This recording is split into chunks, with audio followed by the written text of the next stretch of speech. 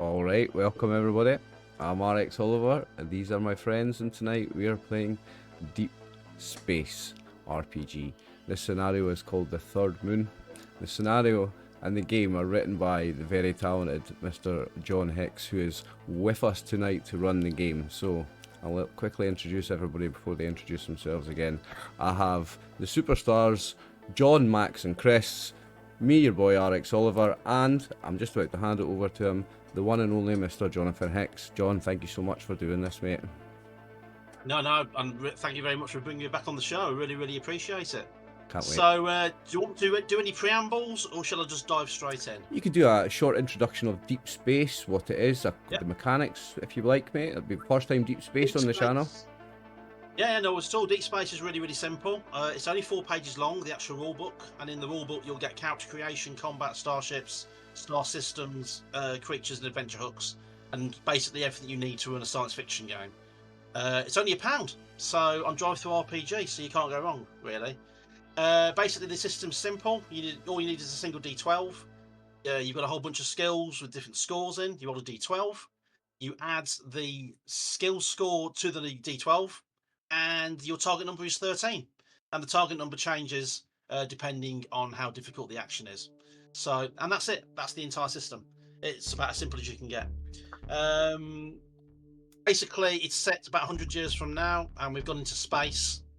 And I'm a big fan of like Alistair MacLean books and the movies especially, sort of things like Where Eagles Dare, Ice Station Zebra, that sort of thing. So this is basically, if you can hear bangs on my camera, it's because people are setting off fireworks outside. They're either celebrating something, or they're just really happy that I'm running a game tonight. I can't tell what it is. So you get an extra line. Well, there's fireworks outside my gaff as well, John, so people must have heard you were running a game on RX Oliver tonight. yeah, oh my god, this is amazing! Oh, amazing. Is it, mate? Is it? Because it's bloody annoying and my cat hates it. Stop. So yeah, so basically, set in 100 years in the future, and a new Cold War was started between lots of different states across different planets. So basically, what I was inspired by was the pulp front cover sort of science fiction novels of the 1960s and 70s. So I figured if I'm going to be inspired by the imagery on that, then I'm basically going to take elements of that era and put it into Deep Space. So there we go.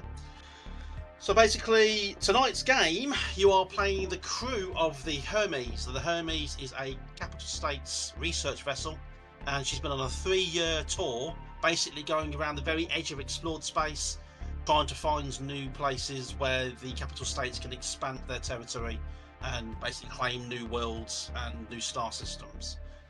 And it's been a very long trip. Which is always a bit of a nightmare, even though starships can jump quite long distances in very short periods of time. I think you can jump a few light years in a day. No matter how far you're going, a jump will always take 1 day, 24 hours, or around about that. And the more powerful the engine, basically, just the further you can jump. And that's it. Starships are extremely simple. So that's it. So if there's no more questions, if anybody's got any questions, now's your time. And we'll start introducing characters. Yeah. All good? No, yeah, I'm all good. Like, yeah, okay. Any questions, boys? Okay.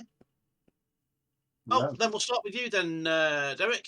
So would you want to let me know exactly who your character is, their role on the ship, and why they're there? Why would they go out and take 3 years out of their lives to explore star systems on the very edge of known space? So Derek McAdam, the engineer of the Hermes. You can see his stats on the screen next to my cam.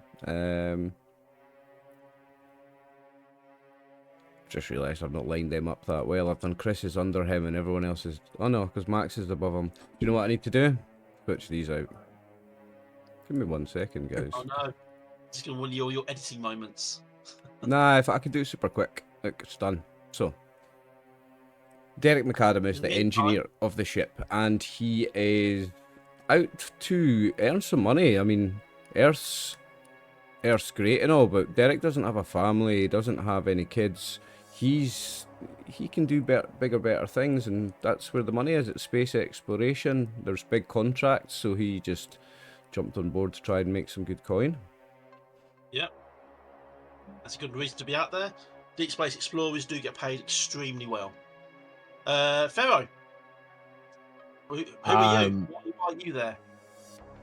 So my name's Pharaoh. Nickname's Brick.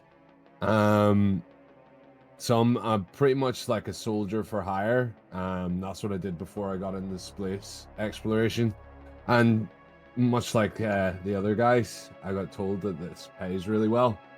So I wanted to see if I could go out and do a wee bit of like protection for the crews. You know, don't know what's out there, so I fancied myself a bit of different environment and a bit of a different enemy to fight. Awesome. So, Jack Jonas, why are you on board the Hermes? Well, Jack Jonas is the A pilot, and so he was offered a spot on to fly a starship. He's not going to pass that up. He's a bit of a hotshot, likes it, knows he is. So that's why he's in there. And the money's good. Does he refer to himself as a hotshot? Oh yeah, definitely. John decided it was his turn to be captain. That's what John did. He's like, I'll be pilot and then I'm captain. My turn. And modest. And then that brings us on to Louis Rodriguez. Tell us a bit about yourself and why you on the Hermes this far away from home. A little about himself is that he was a bit of a poor kid growing up, always learning how to take care of stuff, wanted to be wasn't really much of a doctor, but just enough to help patch some people up.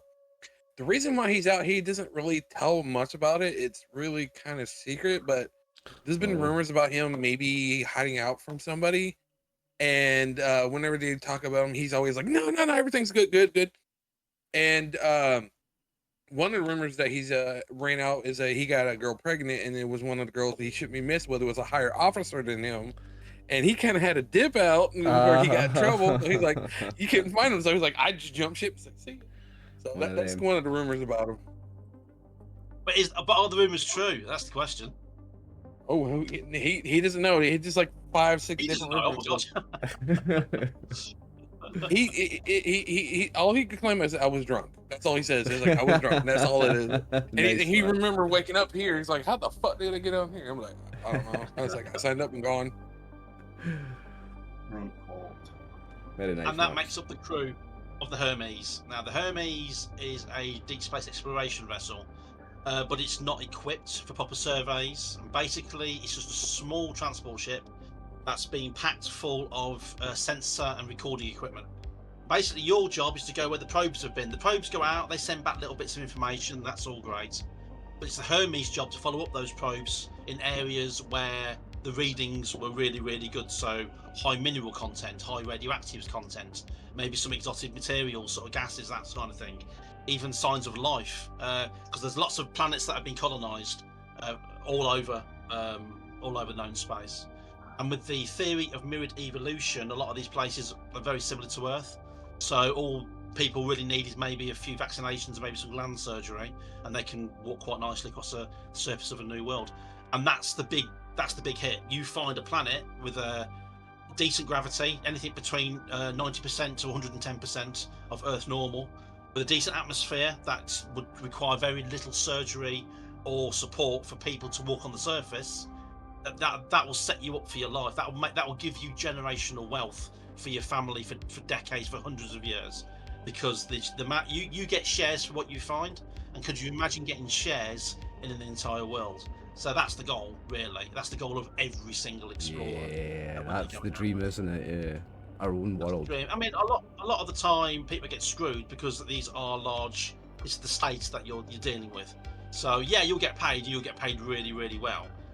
But there'll always be red tape as to the reason why you can't do a full claim. Still, even if you get paid a fraction of what you could have got, that's still a lot of money, and that's still more than enough to retire on. You can even buy your own ship for that much. Yeah, so it's like we would get millions, but it's fractions of the hundreds of billions they're making doing it. Absolutely, yeah. At the end of the day, it's the states and the companies that they employ that want to make the cash. So not much difference really to what we're doing today.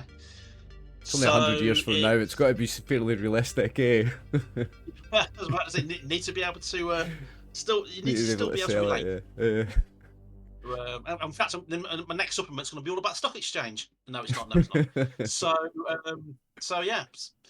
So that's your job.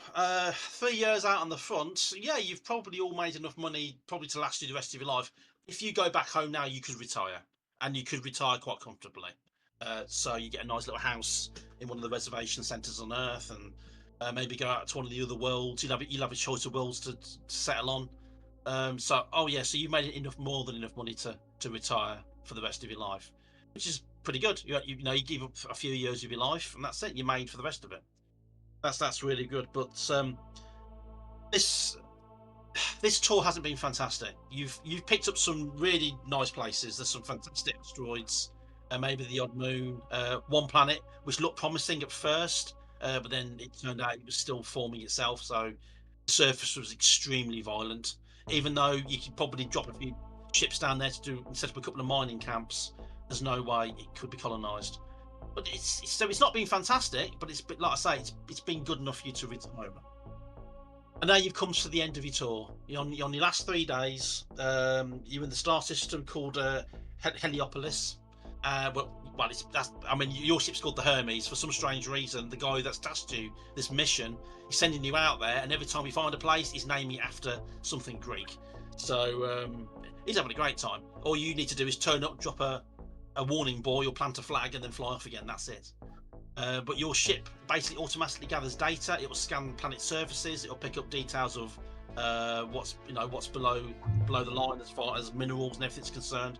Basically, it works out exactly what the planet's worth from this. It's almost like giving a planet a biopsy. So you take a little bit of a sample, you analyze it, it does a guesstimate, and that's what's transmitted back to home base.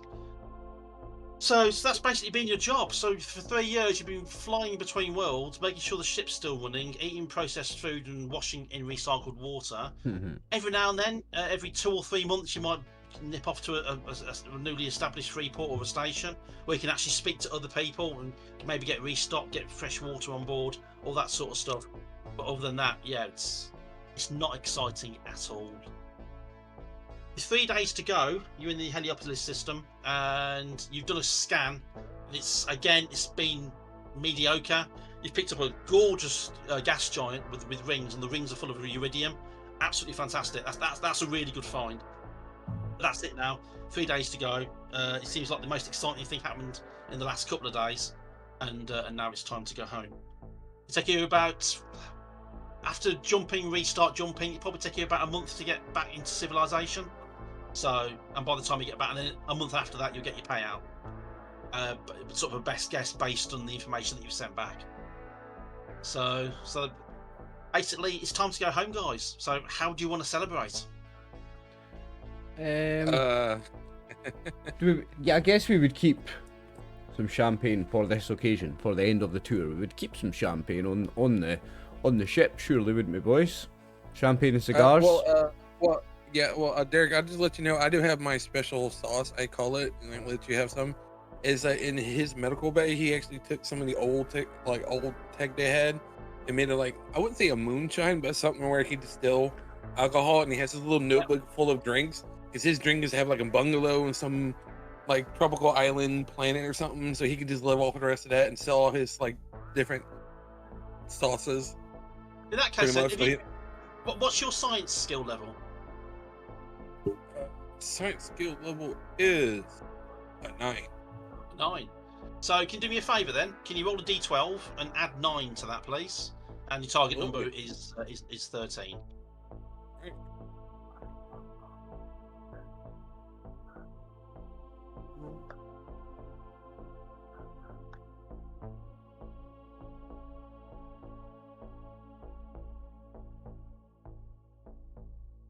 Worsley comes out at 11. 11. Okay, so the stuff that you've actually made, it's drinkable, but it will kill you. So it also tastes like absolute shite.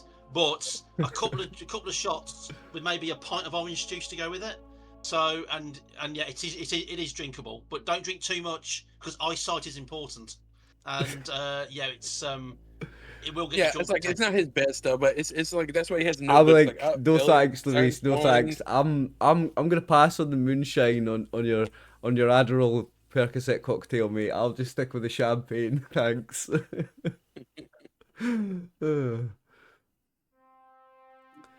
The navigation details are already in the system. They've been transmitted to you, so it's dead easy to go. All one of you needs to do now is just sit in the cockpit and press go, and that's it. You'll start making your series of jumps to get back home. I'll crack a bottle of champagne. Take us home, Jonas. Let's go get paid. Well, do you want to have a few beers and that, or drinks, and then we'll go? Or do you just want to hit the button and we'll drink on that? Yeah, I mean, you start the engines and we'll crack the champagne open. Yeah, there's no need to shoot straight off. Okay.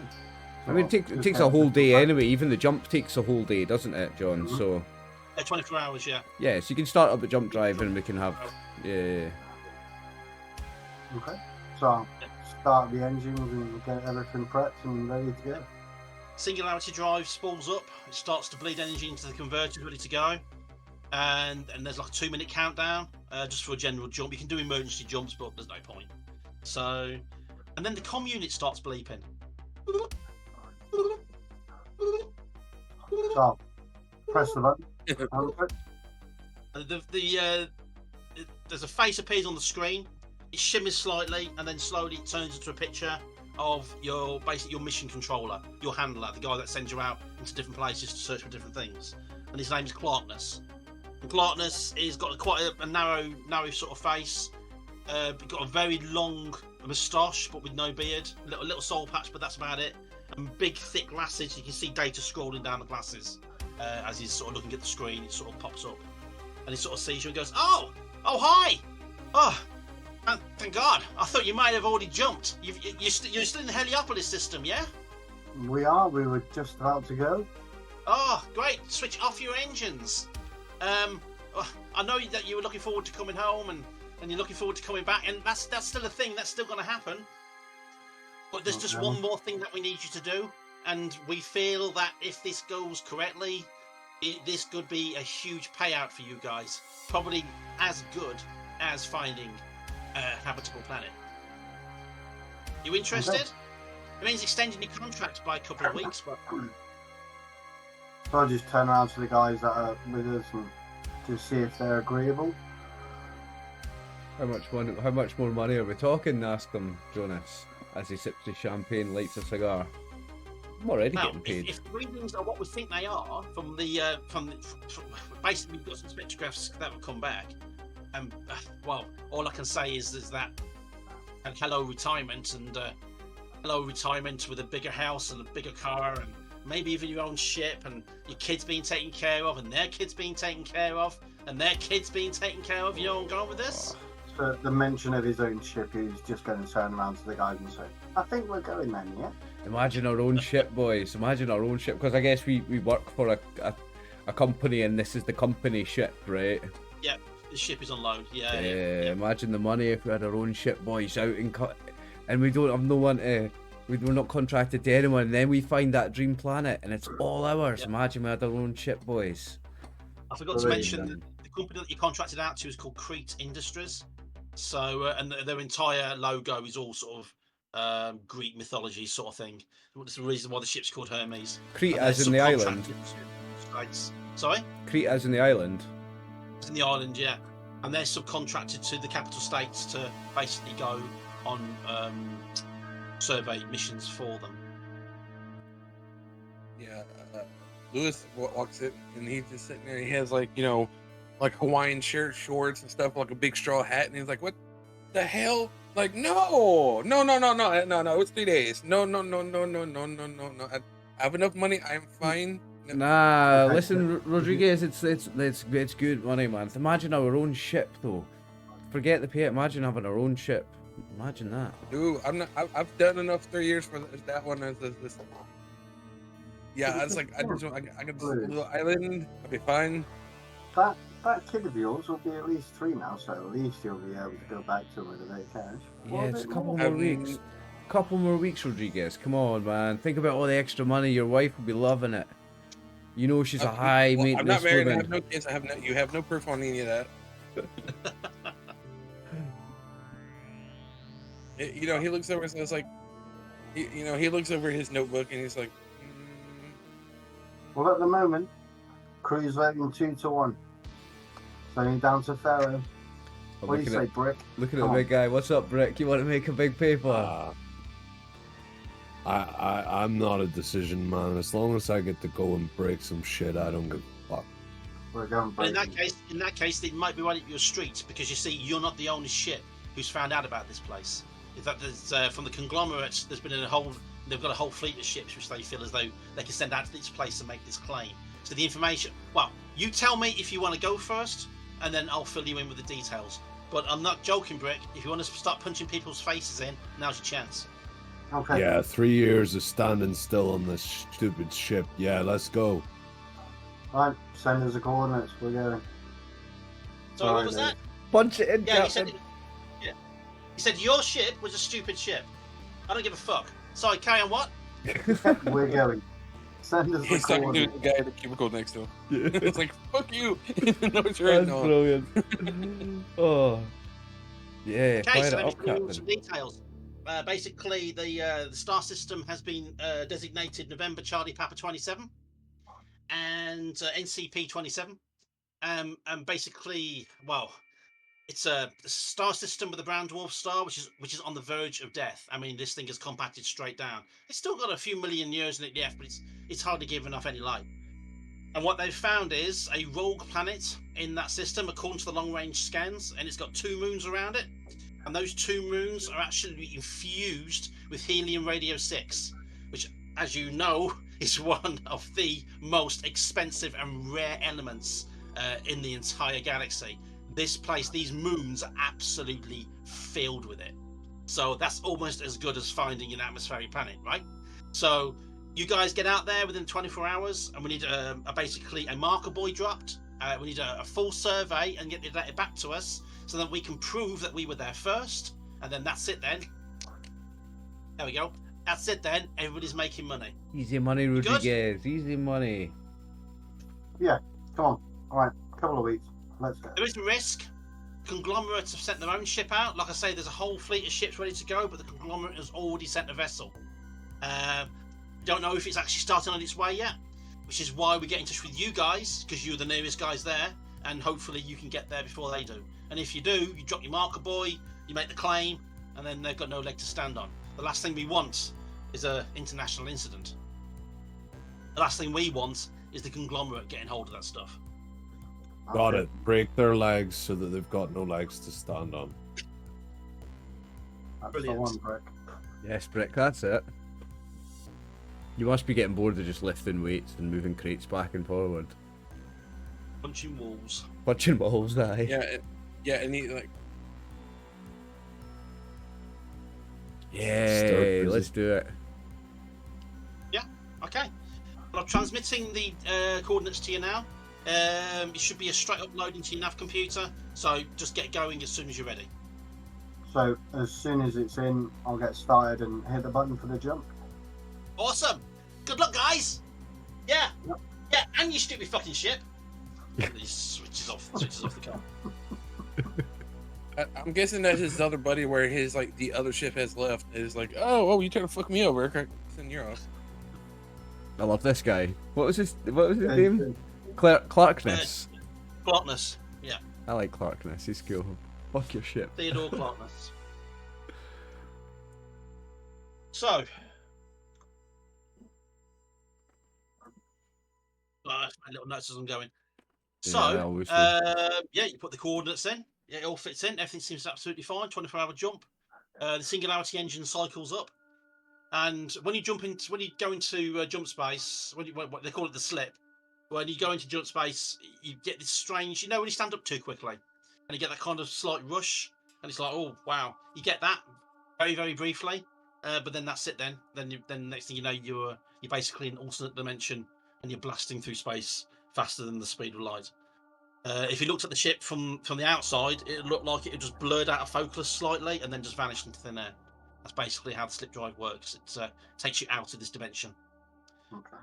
So over the next 24 hours, you're out of comms. You can't communicate. You can't send messages. You can't receive messages. You can't do anything like that when you're in slip space. And yeah, you blast yourself along to NCP-27. And yes, it is named after a place which I parked my car at.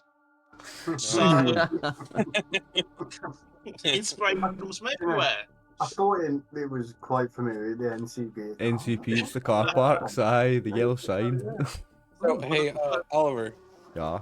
Like I know, so we have like 24 hours. Just like we're bored or whatever's going on.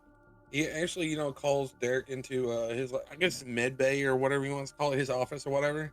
Yeah. Yeah.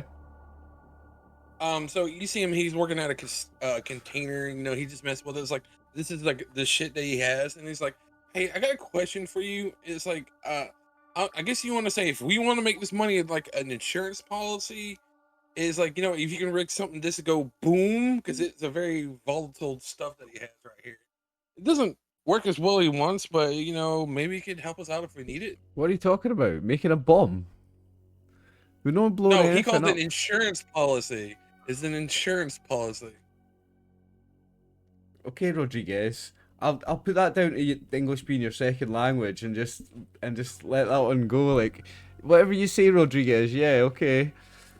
I'm gonna let that one go. Social experiment. We spent loads of money and straight away he's gone to murder. Mm. So yeah, I don't think that's going to be required, Rodriguez. But I mean, yeah, you do you. Just don't splash any of it on me or the boys. what is it that you're trying to make then, Rodriguez?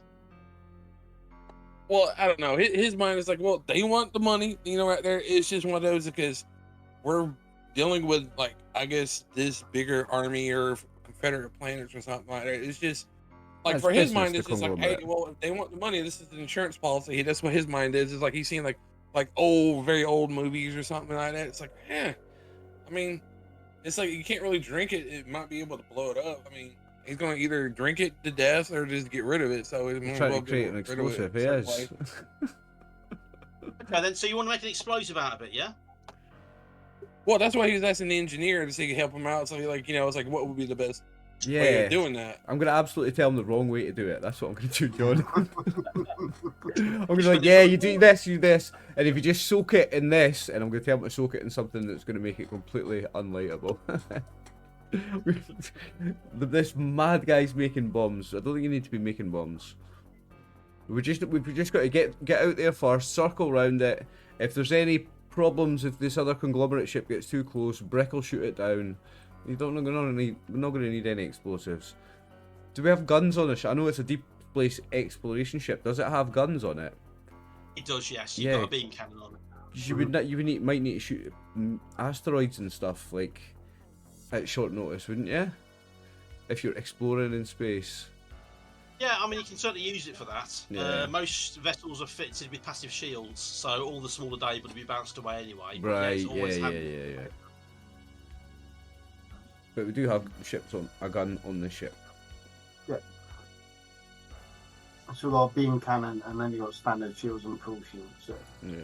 I don't think we need to be building bombs, Luis. I think the gun should keep us safe. We've got brick handle in it. We'll be fine. Okay. I mean, if you want to make explosives, just be careful, man. Yeah. Is there anything else anybody wants to do in the intervening 24 hours? Poker, champagne, cigars, poker. It's the boys. We're at the end of the tour. We're getting one last big payoff. Yeah, it's going to be one of them. Like, it's going to be a celebration. Quiet nights in the common room with Ridley Scott lighting, smoking cigars and sipping on champagne and whatever that lighter fuel that the medical guys made. Yeah, So, I'm not drinking that. That just... I'd say plenty of orange juice. Oh, well, mock orange juice, and yeah, it does the trick. sounds like Buckfast. You're given the 10-minute warning. Basically, your threshold, and now the ship's saying it's 10 minutes until arrival. Basically, at that point, you can just double check to make sure everything's okay. the pilots. Like I said, you were issued the navigation coordinates, so there's no worries about you having to program it yourself.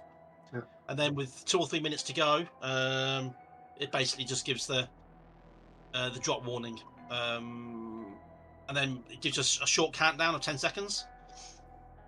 Okay, Oh, I'll be excuse sat. Sorry, I'll be sat in the seat, just ready for it to drop and Yep. ready to pilot from wherever and check out the space as soon as we drop. I'll be in the seat next to him doing all the checks for make sure all Yep. the systems are running on the ship right. Everything's nominal. Everything's working within parameters. Nothing seems to be out of the ordinary. You've done it 1,000 times.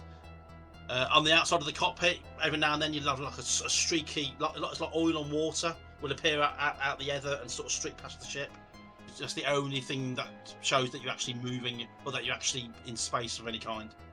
And then when it hits to 0, everything that stops, and then space just reappears. Again, you get that weird "I stood up too fast" feeling, a little bit woozy, but then that's it, and then you're there, and you're just in the star system.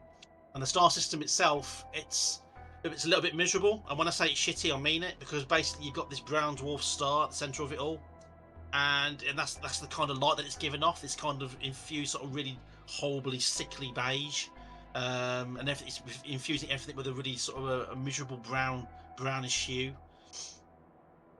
Oh, excuse me, I'm just getting over a cold, and so it's a little bit nasty. So everything turns a little bit miserable for mood purposes.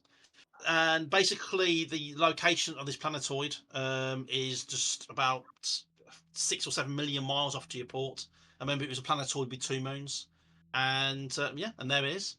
And basically straight away your passive sensors basically start going nuts because they're picking up all these different minerals, all these different things, and yeah, this helium radio 6 is coming up on every single one of your sensors. If your sensors could play a little happy tune, they would. Yeah, so we're looking at the sensors and we're just seeing dollar signs. That's what it looks like. Just pinging dollar signs. Ping, ping, Do we Straight away. sense any other ships straight away? Say again? Do we sense any other ships straight away?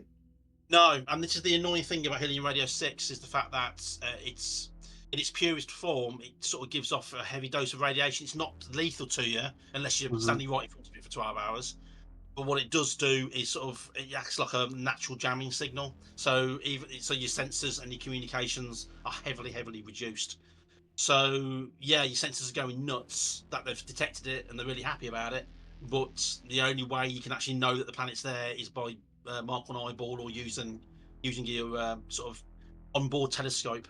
Your sensors will take you there, but they're heavily reduced. Can I try something, John? If it's possible, I'd like to get one of our sensors, one of our little scanner things, and then jury rig it to take off the ability to detect helium radium 6, so it doesn't detect that, so that it just isn't detected anymore, so that it can then be used to detect other things. Is that a possibility? Is there a way to do that through engineering?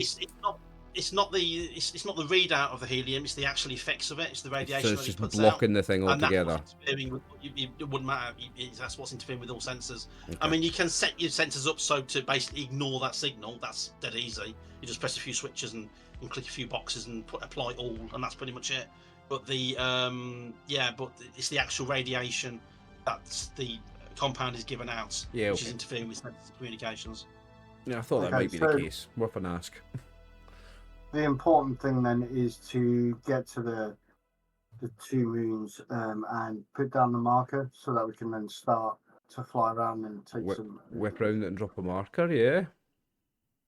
So we'll just floor it to get to the moons as quickly as possible. It's only a few million miles away, so it won't take that long at all with your sublight drive.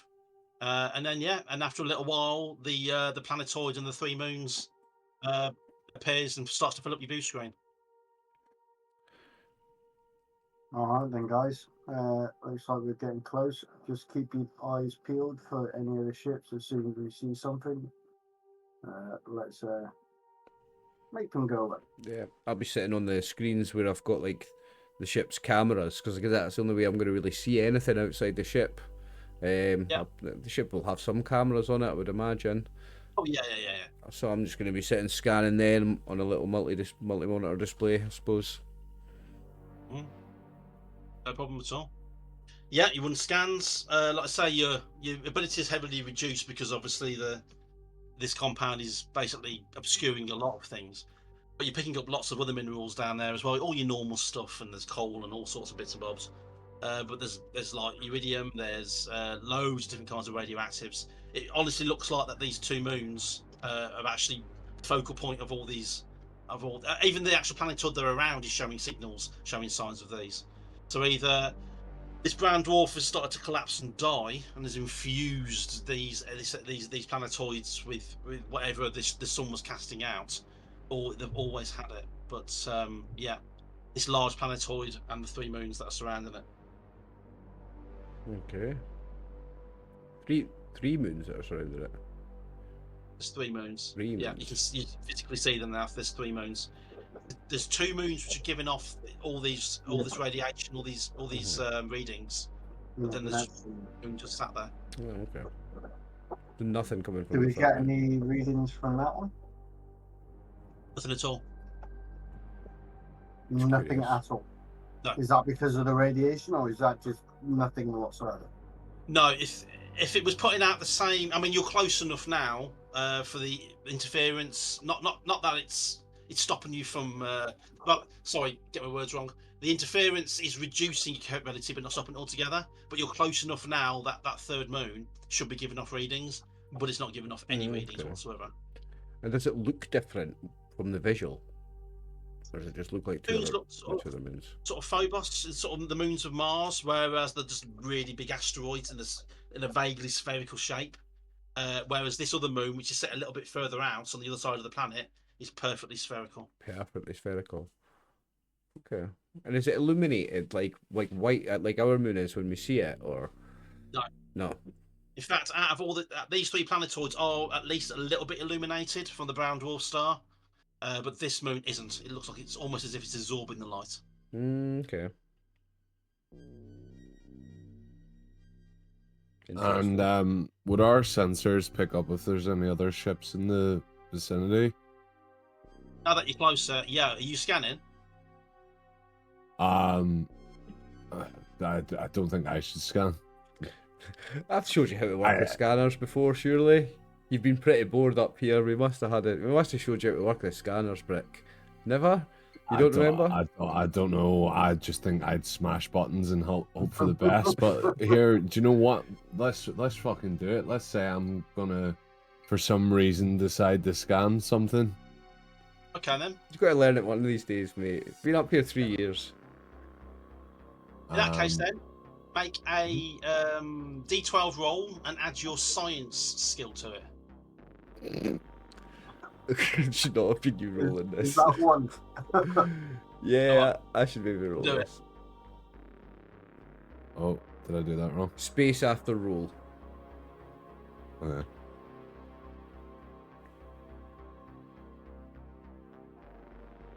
And you have to do 1d12, not just d12.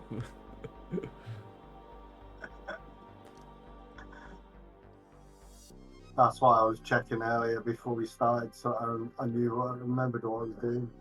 Nice. Oh, Chris. So my science is 3, so that'll give me 4. Brilliant. So you're sort of 1/3 of the way there.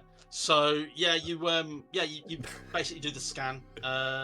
Give me Again, that. you're not picking up anything from there, but visually, you do see something parked just off the equator of this moon, Oh. and it looks like a ship. Give me It's that like scanner, Brick. Sitting on this sensor, you can't quite get it attuned correctly, but you can see a blob, and there's loads of little dotted blobs all around it. Give me that. Give me that I scanner, Brick. shout to Derek, and I'm like, I think I ejected all the waste, and again, can you? Yeah, give me that. Can you I'll press the buttons? I'll grab the scanner. What's that self-destruct sound? Yeah. What's that red flashing alarm, Brick? -10. Yeah, 9, Brick, what have you 8. done? Have we got lifeboats? I'll take the scanner off him and I'll have a go at that. So it was at Yeah, go science. for it. Yeah, science. Yeah, it's just it's basically. I mean, the sensors themselves are quite straightforward to use. It's just cutting through all this interference that's a pain in the arse. My science is dead. I've got +10 and I rolled a 2. Oh no. Yeah, you get the same. You get the same results. Yeah, you basically you're struggling to get through all this interference. You refine it a little bit. It's definitely a ship. It's definitely a structure of some kind, but you can't tell what all the little blobs all around it are. Right, okay. It looks like a one large ship surrounded by lots of little smaller ships. I'll walk over the other side of the cockpit and go and show the captain. Captain, there's something on the scanner here. It looks like a ship, but I can't really make it out properly. Okay. So we'll have a look, and I'll just start flying the ship towards the blob. We'll drop on the way. We'll, as soon as we reach the coordinates and distance for dropping the buoy, we'll drop that to mark our spot.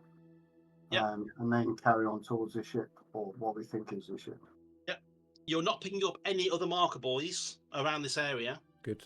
There's no information. There's no sort of warning signals. Nothing. So yeah, you drop your marker buoy, and basically what it's doing is sending out a transmission over the next 2 or 3 light years, basically saying, giving a time date, giving a time and date stamp, and the details of your ship and who you are and who you represent, and basically it's just basically making a claim and basically saying this belongs to blah blah blah, and don't touch, hands off. So yeah, and what it does, it does a constant sensor sweep of all incoming ships to get the transponders, and it's constantly transmitting that data back to central command. So nobody can turn up and just blow it up and go, oh, we didn't see one. Well, yeah, data says otherwise, mate. Yeah. So it's recorded before somebody does blow it up. Yeah, absolutely. Yeah. So it's so you launch that. So that's grand. So that's part of your mission done. I mean, that's the location claimed. That's quids in now. That should be done. Right. And you start heading towards this this sphere. Now the sphere itself, it is absolutely massive. It's probably maybe about half the size of our moon. But like I say, it seems to be drinking. The only way you know it's there is because on the background of stars, because there's a nebula just off the side of this star system. And the only reason why you know it's there is because you can see a black circle against this nebula, and it's sitting there as well. And this little ship. And the closer you get, you see the ship itself is actually quite a large exploration ship. It's quite a large vessel. It's one of these ones that are sort of crewed by about 40-50 people, 80% of which are going to be scientists. And on board, they're going to have landing ships and sort of all-terrain vehicles to survey planets. I mean, this thing is the full whack, absolutely huge.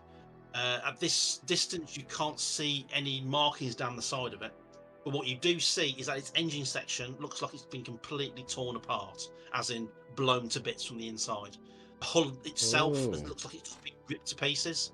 All on the belly, you can actually see through it in some places. It's like somebody's taken a massive chunk out of it, and all you can see now is it's like a carcass. There's like twisted metal all sort of spilling out, and those blobs that are all around it are parts of the ship. There's a huge engine bell drifting off to one area. The front end of the ship is somewhere else. 2 of the landing ships are just wrecked, and they're swinging as well. And then massive chunks of the hull are basically hanging in place around the ship. It looks like it's been torn apart from the inside. So somebody has been here before us, but they never got their claim down, and something's happened to their ship. Well, most of the damage seems to have emanated from the engine section. Okay. So, can we do a quick scan for Life. any life signs? If there's, or even send a message to see if they pick something up. Yep. If there's any request. Nothing comes up on the life signs. In fact, the ship itself is completely dead. The engine section, usually you'll get like a passive heat bloom in the engine section, because the singularity drive is always basically what they've done is they've collapsed molecules into artificial singularities, and that's where they get the power from. So when you for a starship's engine, you don't need to refuel it, because you've got a collapsed singularity and you'll have as much energy as you need. The only reason why you can only do 24 hours is because the ship itself starts to destabilize anything beyond 24 hours. But even that's not there. That that's the energy pulse that you usually get from a singularity isn't there. The heat bloom's not there. The batteries aren't there. They've gone. There's no heat bloom at all. The ship itself is completely dead. Does it You're not look? picking up any life signs. No signs of power. Does it look Not like? even from the. Does it look like it could be an explosion? It could have exploded from the engine. By the looks of it, yeah. But it's well, you make an engine. Who's the engineer? Make an engineering roll. Which was engineering's 11 for me, I think. Oh, right, as long as you don't roll a one, Mechanical. fine. You mean, is it mechanical? Let's have a look. What did I say? Engineering. Yeah, Engineering, mechanical. yeah, Sorry. yeah, so. Surely. There we go, 15. There we go. Brilliant. Yeah. By the looks of things, looking at the actual two of things could have happened. One, the ship was expending so much power trying to move, it actually blew its own engine apart. The actual singularity ruptured, and that's what's blown the engine apart. Singularity designed not to just turn into black holes; they just dissipate if they get torn to bits. But the amount of energy that they release will tear a ship to pieces, and that's what it looks like has happened here. It looks like the engines were being basically pushed to their extreme limits, and so hard it's just tore the engine casing apart, which is what then took the ship out. Like it was maybe carrying too much weight. No, it looks like it was basically just too much thrust. Like the engines, like they turned the engines up to 150%, Oh, okay. and then it didn't, and you just couldn't take it. Just and ripped tore it to apart. pieces. The Okay. back end of the ship, by the way, is pointing towards the planetoid. So with that It's like, so information, it's I'm like going it to was stop the going away ship. from it. Yeah. Right, So if the front of the ship's pointing us and we're going towards it, it's obviously trying to get away from the singularity. So with that information from Derek, I'm going to stop the ship. Yep. Before we get any closer. Okay, what are you thinking, Captain? So do we have a smaller vessel on board? Dropship. No, it's just the ship. It's just our ship. Do we have Yeah, what spacesuits? you Can we do have, spacewalk? you got spacesuits, and you've got like the NASA jetpacks. Mm-hmm. The 1980s, they used to put the little sort of maneuver suits on. You've got a whole bunch of those, so you can go and investigate. But you've got no landing craft. Would we be able to discern how much closer we can get there before we get into trouble to be able to back off? No, because there's anything that we could do? no signs of gravity at all. You've got very limited signs of gravity from the other two moons, but from this moon, there's no signs of gravity at all. Just with this ship and the debris and the jetpacks, if any viewers have played Space Engineers, you've got the same images in your head as me. It's totally evoking images. It's giving me Space Engineers. It's when a ship wrecks, it's fantastic. But yeah. the wreck here, like I say, all the debris is all just floating around in space, but it's not. You know, it's not bouncing off each other. It literally looks like it's just hanging there, motionless. And they're tumbling slowly, but they're not moving at any kind of threatening rate. Yeah, so it's not like an explosion, because an explosion would have force and they would be shooting off and they would all be gone by now, because it's space, they don't slow down. So it's like it's just kind of crumbled apart and then... It looks like it's either crumbled... I mean, if the engine's ruptured the way that you think it has, then that would have just blown apart and gone into like a ball of... Oh, sorry, nearly knocked my alien off the wall then, sorry dude. It would have expanded into sort of a ball of superheated gas, and like you said, everything would have just gone off for millions of miles and not slow down until it came across another form of mass. But this, it seems like it's exploded, they all came out and then just slowed down and stopped. It's a weird one. Okay then, guys, I think there's two options. We fly in and hope we can get out. But looking at that ship, I don't think we can. I don't know how close we should Not go, with this yeah. ship. Or we can get the suits on and go over there. We've been up here 3 years, we've think- never had the suits on once, man, I don't think. It'd be nice to get a wee spacewalk. I think that might be the better. I mean, the smaller the mass, the easier it'll be to travel away, I think. Yeah. Possibly. That way, not as much force is needed to extend it and blow up the ship. Have you kept the rifles oiled? Rick, do we have rifles? Do we have like? Yes, you got got an assault rifle. Nice. What did I call it in this game? Hang on, just 1 second. Like a pulse rifle, It's just, maybe? you got a pulse pistol and a blaster rifle. There we go. Pulse pistol and a blaster rifle. Nice. Got a sidearm. Love it. Well, you will get pulse pistols. You get a pulse pistol each, and then there's a blaster rifle in the guns locker, the weapons locker, and 2 shotguns as well.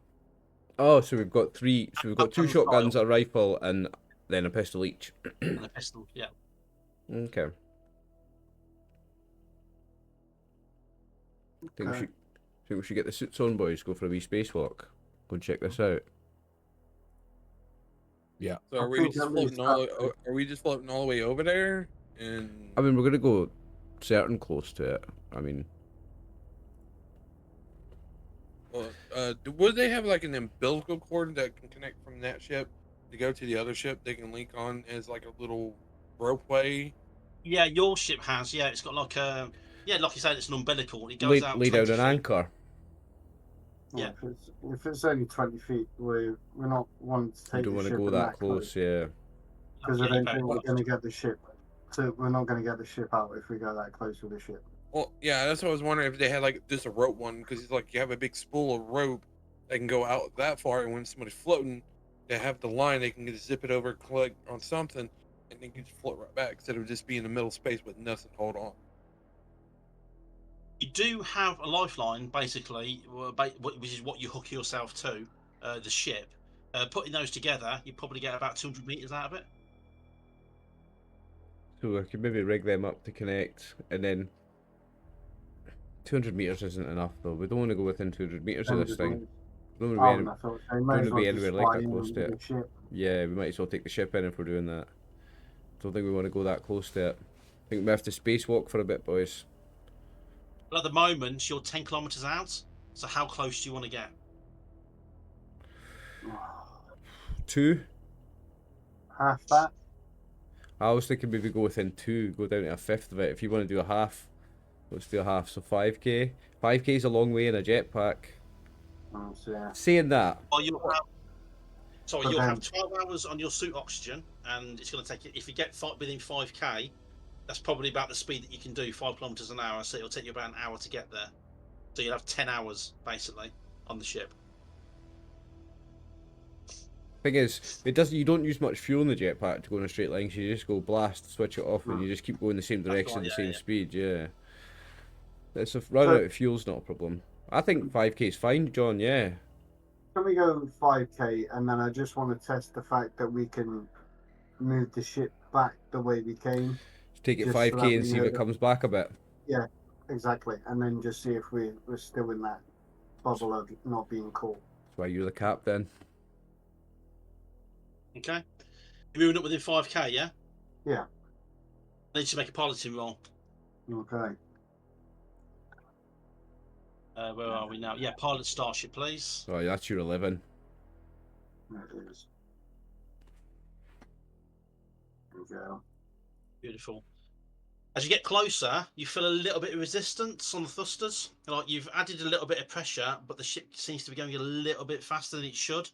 It's this weird sensation. It's like barely touching the accelerator pedal, and yet the car, you can feel yourself being pulled back into the seat as the car accelerating a lot more than you expect. It's almost like driving a performance vehicle for the first time after driving a 1200 Corsa since the mid 1990s. Okay, So I'll it's just cut the yeah, engine straight away so that because we're obviously hitting that barrier of yeah. being.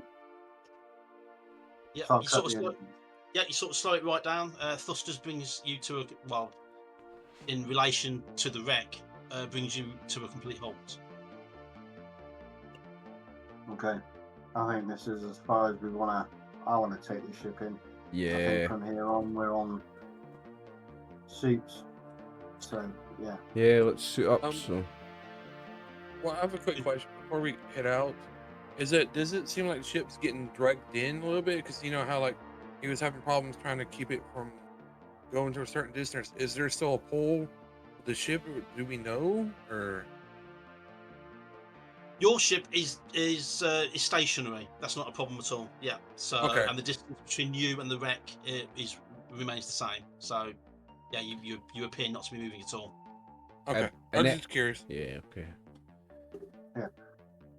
So I think from here on it's spacesuits. So who's suiting Yeah. up and going over? I'm gonna go. I think we're all gonna go, aren't we? All going there. Yeah. Just looking at our ranged combat skills, who should take the better guns? Chris, you've got a 9. I've got a 9. No, John's got a 9. You've got a 9. Mhm. I've got a 9. Go straight up. And Max has got a 7. Okay, so looks like Max is getting lumped with just a pistol, and the rest of us are getting the big guns. Oh, that's fine with me. Who wants the rifle? Well, I think the combat man should have the rifle. We'll Okay, take, Me and you'll take the shotguns. Right. Okay. Let's go, Space Cowboys. Get back in. The way the pulse pistols and the blaster rifles are designed is that they're more accelerator weapons, so they can be used in space without without the worry of a kickback. Shotguns aren't. Shotguns are your bog standard cartridge. Sean Connery on a space station, slap it in there, blow somebody's face off. So Nice. you need to be careful with those. But the pistols and the blaster rifle, like I said, they're accelerator weapons. So And is the shotgun actually firing shot, like still metal? yeah, Yeah. proper. Yeah, it's old school powder shot. So Nice. yeah. Nice. Keeping it old school. So- I love it. We've each got communicators, Yeah, talk they're with. all in helmets. and everybody's got a medicine pack. Is that right? Yeah. Yeah. Okay. Just 1 second. Starting equipment. Yes, you've all got comms. You've all got a medical pack each. You've all got a hand scanner, which basically is like a tricorder type of thing. Now you do have a choice of armors, but they can't be worn in conjunction with spacesuits. So you're basically just going over in a spacesuit. Yeah. Mm-hmm. Okay. Well, if we can't wear them and a spacesuit, then yeah, we're going with nothing wrong. Yeah. So it's dead easy to get suited up. Basically, your suits are sort of top and bottom in a cabinet. And you step into your lowers, and the machine brings your top half. You put your hands up. The top half is then lowered over you. The helmet's already in place, and then all you need to do is just adjust your waist catch, make sure it's all done, and then when you step out, your backpack's already plugged in. Literally takes minutes to get suited up, no problem at all. Jetpacks themselves are dead simple. They're about the size. Well, they kind of look like the jetpacks, like I said, the old NASA jetpacks from the 1980s and 1990s. So they're a little bit more streamlined, and all you need to do is just walk back into them, and then clamps will come around and attach to your waist, where your waist ring is on your spacesuits. And once you're attached, you get your handholds, and that's it. Really, really simple.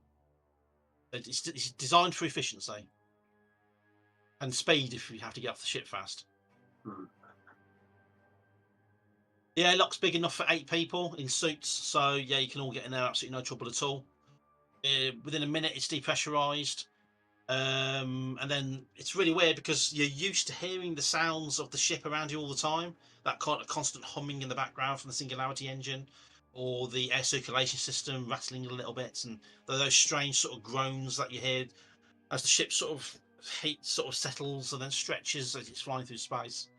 And then suddenly, it's almost like all those sounds are gone. All you can hear is the odd beep from the oxygen supply, and the slight hiss in the background as the suit sort of pressurizes. And then all you can hear is the blood rushing through your ears and your own breathing. It's all very, very peculiar. It's nice and cool in these suits as well. You've forgotten how warm it is in the Starship. So as soon as the outer door opens after depressurization, you can actually feel the pressure against your bodies.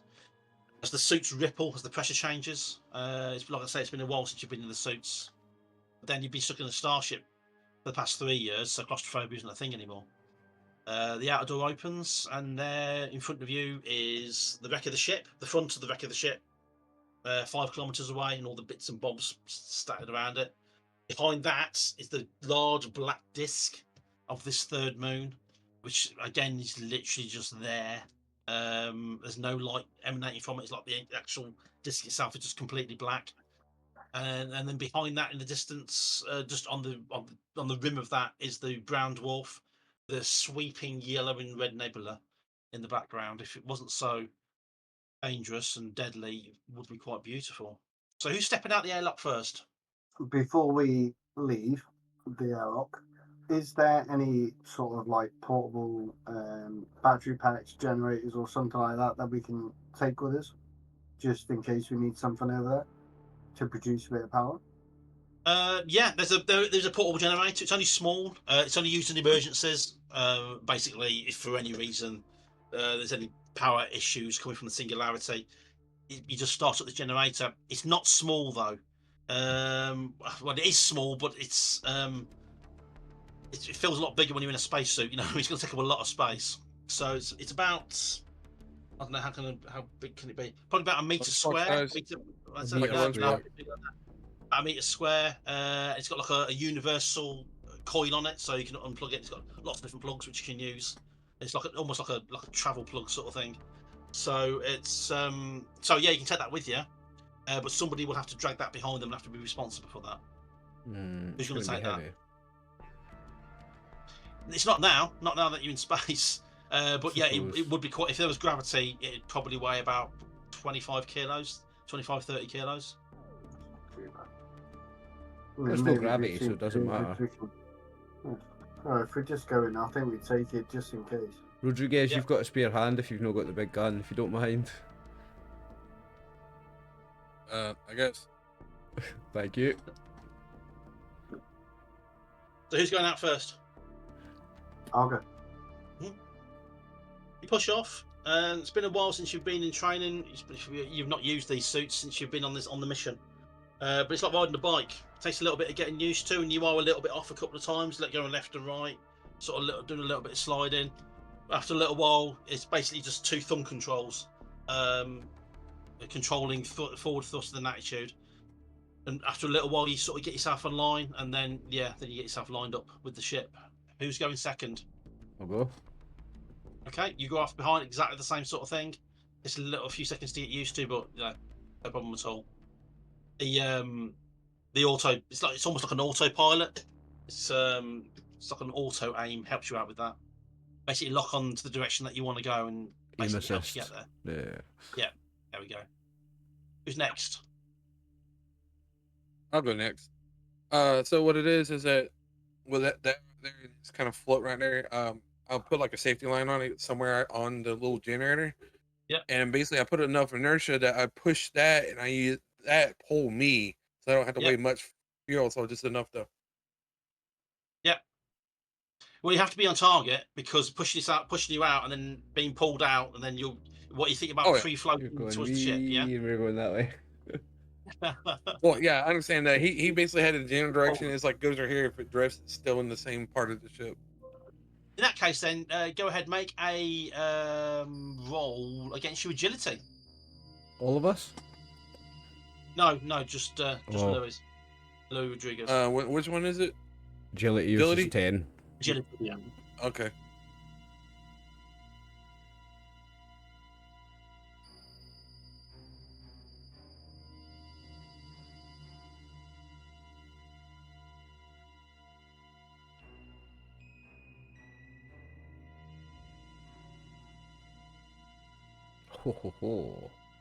There we go.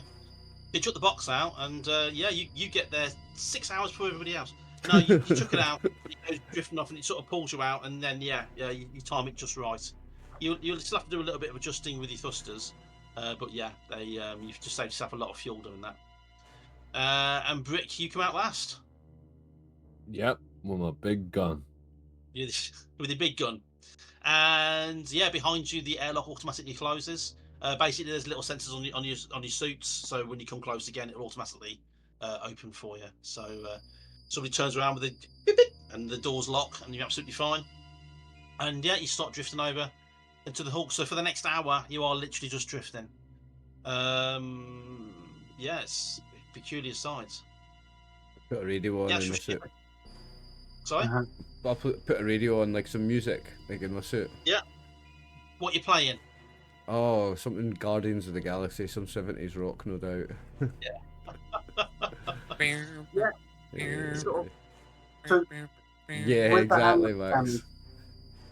Can we try and take some readings as we're traveling towards that to see if there's anything else that we're getting off. Anything else from the? Sure. Well, if you want, the closer you get, of course, the clearer the readings are, because there's not a lot of interference. In fact, there's nothing emanating from this large black sphere, and in fact, the closer that you get, you see that the actual sphere itself is completely featureless. There's no craters, there's no crevices, there's no mountains. Like on a normal moon, it'd be pocked marks and in damage and A sheer asteroid smooth strikes. ball. It's perfectly smooth, just a perfectly smooth. You know, like the black ball on a pool table. It's like that. It's almost reflective, but except it hasn't got the big circle in it with an. It was like baby smooth kind of deal. Yeah, wow. Sorry? Yeah, like a baby smooth. It's just like a completely perfect. Well, I didn't see perfect sphere, but it is. It's a perfect sphere, and it's completely smooth.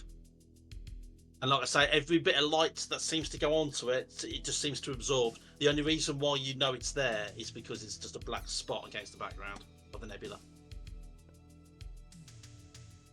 Nothing this sphere but sphere itself. I really nailed it with Should've the piece of called it art that. I chose for the overlay, It's- actually. Yeah. As you get closer, the ship. You start to see more details on the ship now, and you see the last 4 letters of its name, which is OSAR. So it was something OSAR. You can't quite see what it was. That's up the side. But by the lettering and the way that it's actually laid out, it's definitely a conglomerate ship. Now, the conglomerate is another faction. It's another nation. It's basically old school Soviet Russia.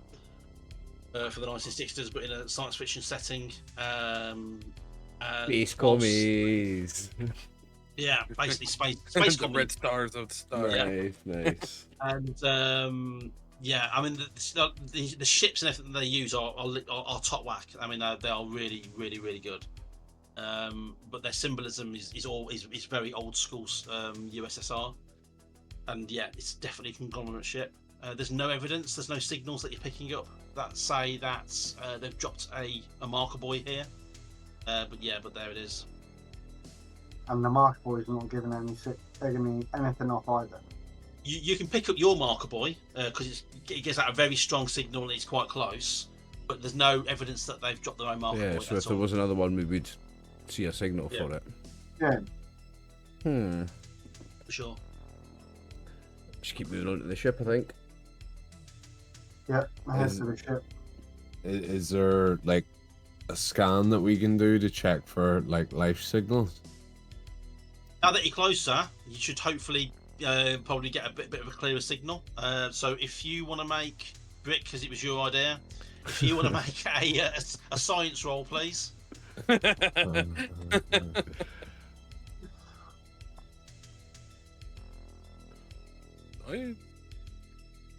Why do I always You mess forgot up? the 1 in front of the D again. Oh, frig.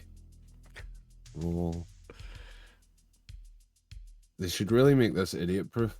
Oh, for fuck's sake. Oh my lord! I can't It believe you got 2 It's great dice, I think.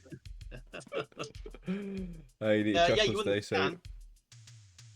But it's weird. The one thing you don't actually pick anything up on the ship as far as life forms are concerned. You do pick up that there are areas of the vessel which still appear to be pressurized. But then it's weird. The signal just seems to stop as it goes past the ship.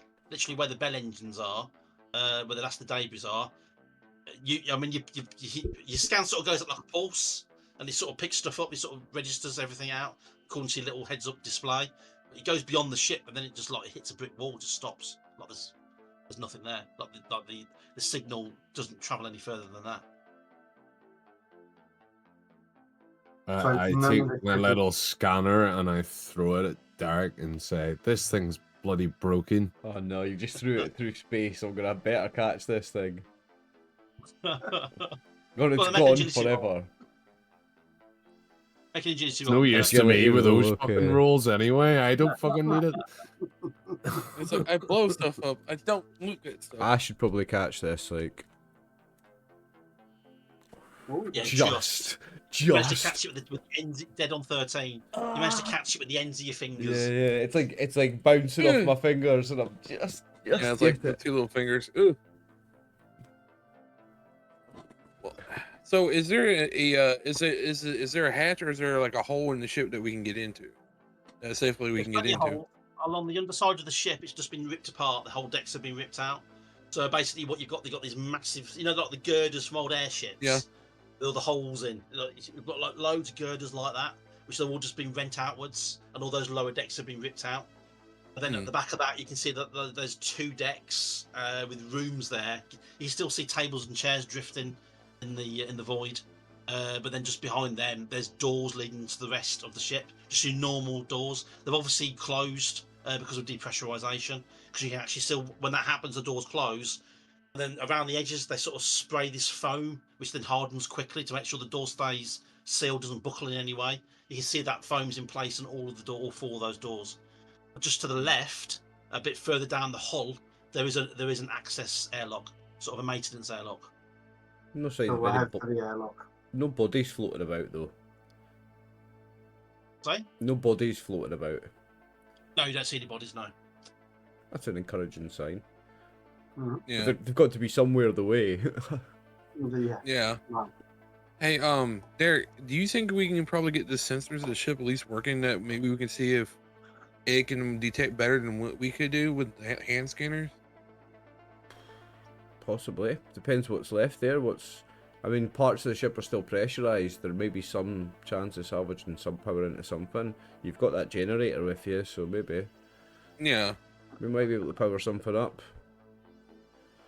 We could maybe even power up the ship's computer with that thing you've got and get some information. And it's black box or whatever the equivalent is. Do you know what I mean? Find out what happened by getting into its system, because we've got that generator. Maybe we can power it up.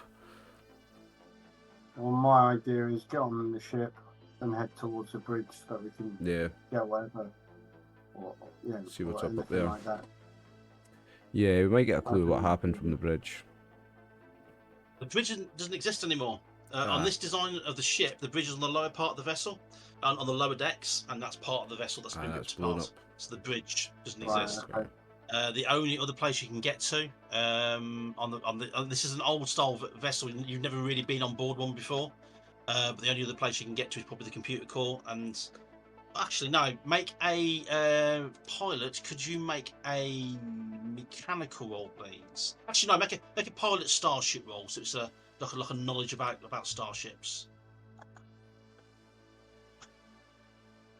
Oh, Almost. You do know that the computer core and the general sort of the data center of the ship is at the back of the ship near the engine section. So, but whereabouts it is, no, you don't recall. okay. Right, so I'll just let everybody know that.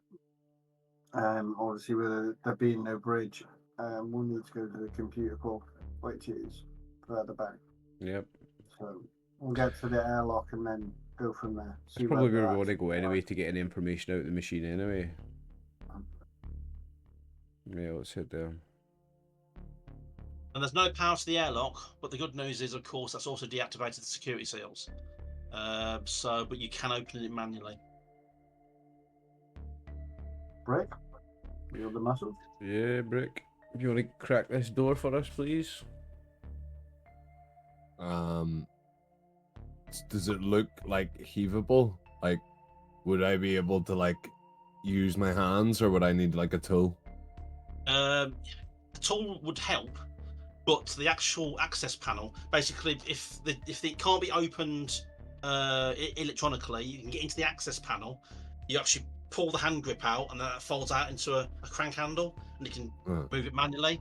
It's just getting that panel open the first thing. So I'd have to ask you to make a strength roll, please. Yeah, I'm gonna rip that door open. Is that D20 as well? Yeah. D12. Or D12. Yeah. I'll send you the rules in the halftime break, Chris. It's because you joined last minute. I forgot to send you the rules of the game. No, it's oh my days. This dice is broke. Wait, Chris. No, you're not rolling it properly. You're not rolling it properly because it's just saying D12. Yeah, hang on, right. Type roll exclamation roll. Don't do any capital letters. Do 1 and then not a capital letter. D12. And see if it rolls different. I think it's because you're doing that capital D, mate. Exclamation mark. Then 1d12. Roll 1d12. I'll show you. There you go. Yeah, Okay, it's I coming got- up differently, isn't it? Yeah, yeah. And then add whatever your modifier is for it. Strength Aye. score. 11. Yeah, so it's like that 11. without the dots. 18. 18. Okay, no problem at all then. So, yeah, you sort of bend the panel slightly. You know, on NASA spacesuit gloves, you got like the plastic end tip ends. Yeah, you managed to get those of your gloves. You managed to get those underneath there and basically pull it open. The whole thing. I mean, it's very unceremonious, but you sort of bend it back like a big wide petrol flap, and then yeah, you sort of just bend everything all the way back so it's flat against the hull. You pull the hand crank out. You basically supposed to just twist it and that opens the door, but with no power. Pull it out a bit further, and then the actual handle piece folds out, and you've got a handle. And it's going to take a couple of minutes of just turning, but yeah, after a couple of minutes, the door sort of pops out. Pops in slightly, and then slowly moves along as you crank and crank and crank, and that shows you into a 6-person airlock. It's a maintenance emergency airlock, but an airlock nonetheless. On either side of it, there's 4 bays, and in each bay are their version of their spacesuits, which look a little bit more cumbersome. Basically, they're designed as full suits, and you just climb in at the back. You just slip in at the back, sort of close a little hatch behind you, like little personal spaceships. You slide in at the back. It sort of locks you into place, and then you take a step back. They're a bit heavier, a bit more clumsy, but they're armored and well protected. You'll be well protected in those. But anyway, there's 4 of those, and then yeah, you get inside the airlock. Okay, so obviously the process of closing that door would be the same. Same again, Is yeah. there something on the inside? So yeah, we'll do that as well. Then just to close the door so that we are, if we can pressurize this part in any way, or try and find something and see whether we can. There's no power to be able to repressurize. Yeah, I don't think there's any point in shutting the door because No.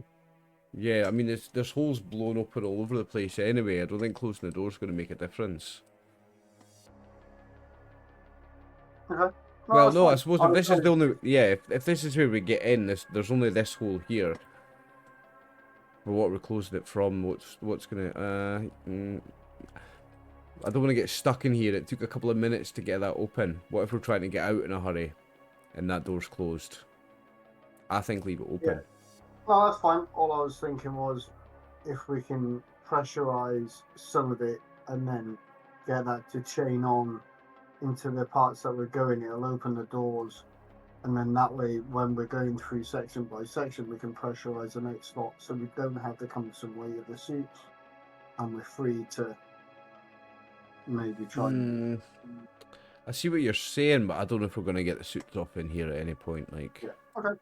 It was just a thought. I think leave the door open. What do the other two think? I think in case we have to get out of here in a hurry, mate. Eh? No, that's fine. Yeah. Okay. You're the captain. Yep. No, I agree. You're the engineer. That's sensible. Right, we'll leave the door open. But if the other door's open, not that I would know this, but if the other door's open, would that mean that we would be able to get through the opposite door? Like, do both doors not need to be sealed to go through? No, because it's not pressurized. There's no air anyway. Is there not? Oh. Past here? No, at the moment this airlock is just a seal to get in. It's not actually an airlock. Oh, right. Am I right, John? I mean, the inner door's closed, and like I say, but you can't tell if it's pressurized or not. But do we see the foam seal around that door that No. we're looking at? No. So that hasn't been done. Okay. So they haven't sealed that part, so we'll be able to go through that door as normal with the suit. Yeah. But there's no power, so it won't open electronically. That's right. You have to open it manually. Yeah. We still have to crank it open again, right? Okay. Rick, you've got another door to do. The handles are exposed on the inside. Obviously, they didn't think anybody would get this far. So yeah, that's easy enough to pull out and crank open. So you're leaving the outer one open, yeah? Think so. you go over, you pull out the handle, you crank it open, and yeah, you start turning it. And then the moment the door cracks, it's like basically you can just feel pressure blasting out from the crack on the door. I'm going to need you all to make agility rolls. Ooh, it was pressurized. Shit. I don't. Err on the fucking side of caution. But Well, that's it's fine. probably pressurized cut off the rest of the ship when it was blown up. So Well, my I agility's hope 4. you all survive. I hope you all survive. That's all. 14 note. I need to know if anybody fails, that's all. Difficulty 13. Oh, no, got 2 there. Oh, What's I'm your on there. agility? 10. You got Oh, 12. 12. Jeez. 12. 16. Gotcha. I mean, Brick, you were at the front, so in front of everybody, you had to go to the front to open the door. So you get the full brunt of the blast as the air pressure just literally just rips you off your feet. You go flying backwards. So the other 3, you've all got a chance to grab hold of him before he's blown out of the Try and airlock. catch him, yeah. Right, okay. So if Okay. anybody wants to make agility rolls, Yep. Fucking Derek, you better catch me, or this is going to be a knife all over If again. this There is you no, go. this Got will not him. be the next you and Martin and the knife. It better not be. Caught you. yeah, you all passed, yeah? yeah. So you all pretty much grab hold of him as he goes flying backwards. Yeah, you all grab hold of him. The door's basically the air's blasting out, and then the door. So should we just shut? Sorry, go on. Oh, I just didn't know. Should we just shut the door that was pressurized again? Shut the other door, or We'll need to shut them both. Anyway, Yeah. We'll need to know. yeah, I shut the door that was whizzing air out, shut it back, and lock it back up. Yeah, and then we'll shut the outer bay door. Yeah. Yeah. So then can create the pressurized bit inside. Yeah, so it is pressurized inside. My bad. Sorry. but like I say, you couldn't tell. There could be areas here you just can't tell where they are. Yeah, I know you said there was Not without any part, power. Yeah. but then you said there was when we were looking in, there was that foam around the door, which is why I didn't think. Mm-hmm. Yeah. Well, there wouldn't be any pressure in it anymore. We let it all fucking out. Yeah, did we manage to leave it in? Drivers are dead. It will repressurize though, and it's got a certain amount in it. Will repressurize, won't it? Yeah. Yeah. Okay. So you close the outer door, and then the Yeah. open door. You open up the inner And then door. open the inner door again. Yeah. That goes by. There's the brief pop as the air fills up the chamber that you're in, but there's no gravity in here. So a few papers came flying past you, and there's a pen and maybe a coffee cup came blasting past you as well. They're drifting around in the zero gravity now. As you open the inner door, it goes open all the way, and then yeah, basically you've got it's like a maintenance area. It's like a workshop. It's sealed to the right. With that foam around the doors, but then there's another door to the left which doesn't have the foam around it. But there's loads of stuff in here just drifting around, like tools and a workbench and all sorts. Who was opening the door, by the way? The thing I've got, I would imagine Max, because Yeah, I think Lewis Well, mentioned I it was closed the doing it. door for the air to, Oh yeah, he that closed one the so other we one. shut the other door. I didn't open the door to reopen. I'll it. say I opened it then, because Brick's just recovering from almost flying out. I'll open the door. On the other side of the room is you see a armored red suit, like you've seen just behind you, like a spacesuit, except it's moving, and you see there's lights on the inside of the helmet, and the person, whoever's in there, is waiting for you to come through, and you see him lifting up this rather large blaster rifle in your direction. Oh shit. And I think that might be a good time to take a quick break. Oh. Right, so you open up the door. Inside, you see a red-suited figure in that armoured spacesuit. Turns towards and looks at you, and lifts up a very large, ugly-looking rifle, and starts shouting over an open channel so you can hear it over your comm. And if you're Russian, I do apologise. I'm literally just reading off the screen. I don't speak Russian myself, so this is, don't blame me. Blame Google Translate. He lifts up the rifle and starts shouting, "Оставьте струн! Я буду стрелять! Я пруду раздалю тебя!" So, if Derek's first through the door, I'll hear the shout and I'll come just up behind him and just put the hands up a little bit and just say, "We're here to help." Yeah. Is there any way, like the scanner? Is there any way that we can Yeah. Do we have a translator module in our suits? If you activate it. But sorry, what exactly are you saying to him? Sorry, Jack. So I'll just say, "We're here to help. We've come to see if you need help. Don't you?" Okay, make a charisma roll.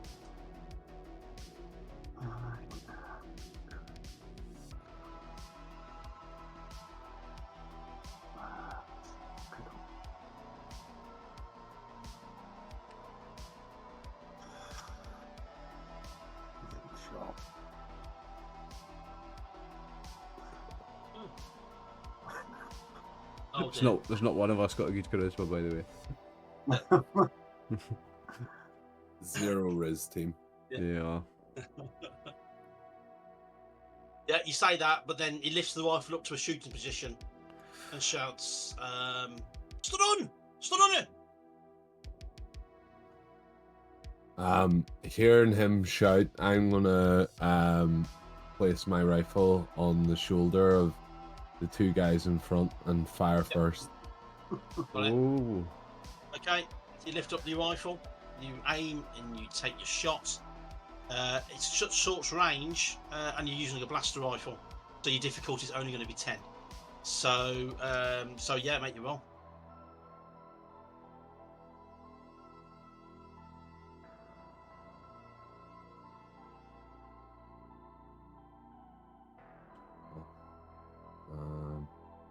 The tension while someone types the roll is great. What one would it be? Is it? Oh, sorry, it's ranged combat. Ranged combat. Yours is a 9. Yeah. Oh, yeah. So that's the hit. So you pull off the shot. It's strange because the rifle barrel comes over your shoulder, Jack. The rests on your shoulder. You see the reports. It doesn't jerk because it's a railgun. Sorry. You see the reports. There's like a brief flash out the end of it, but there's absolutely no sound as he pulls off the shot at this shouting guy. And with a blaster rifle, you are doing 1d12 plus 6 damage.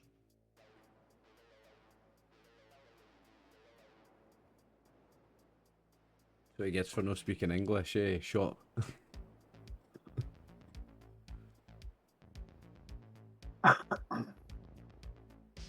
Oh. To be fair, I just copy and paste it. Yeah. Roll. You forgot the D12. one. Do the Well- D small as well. Nah, it's no work, Chris. It's because you're doing it. The big D, for some Yeah. reason, it's not Yeah, rolling. yeah. Yeah. He's getting that. There you go. Yeah. He's rolled a 1. 7 points, and I'm going to roll a d6 because his spacesuit is armored.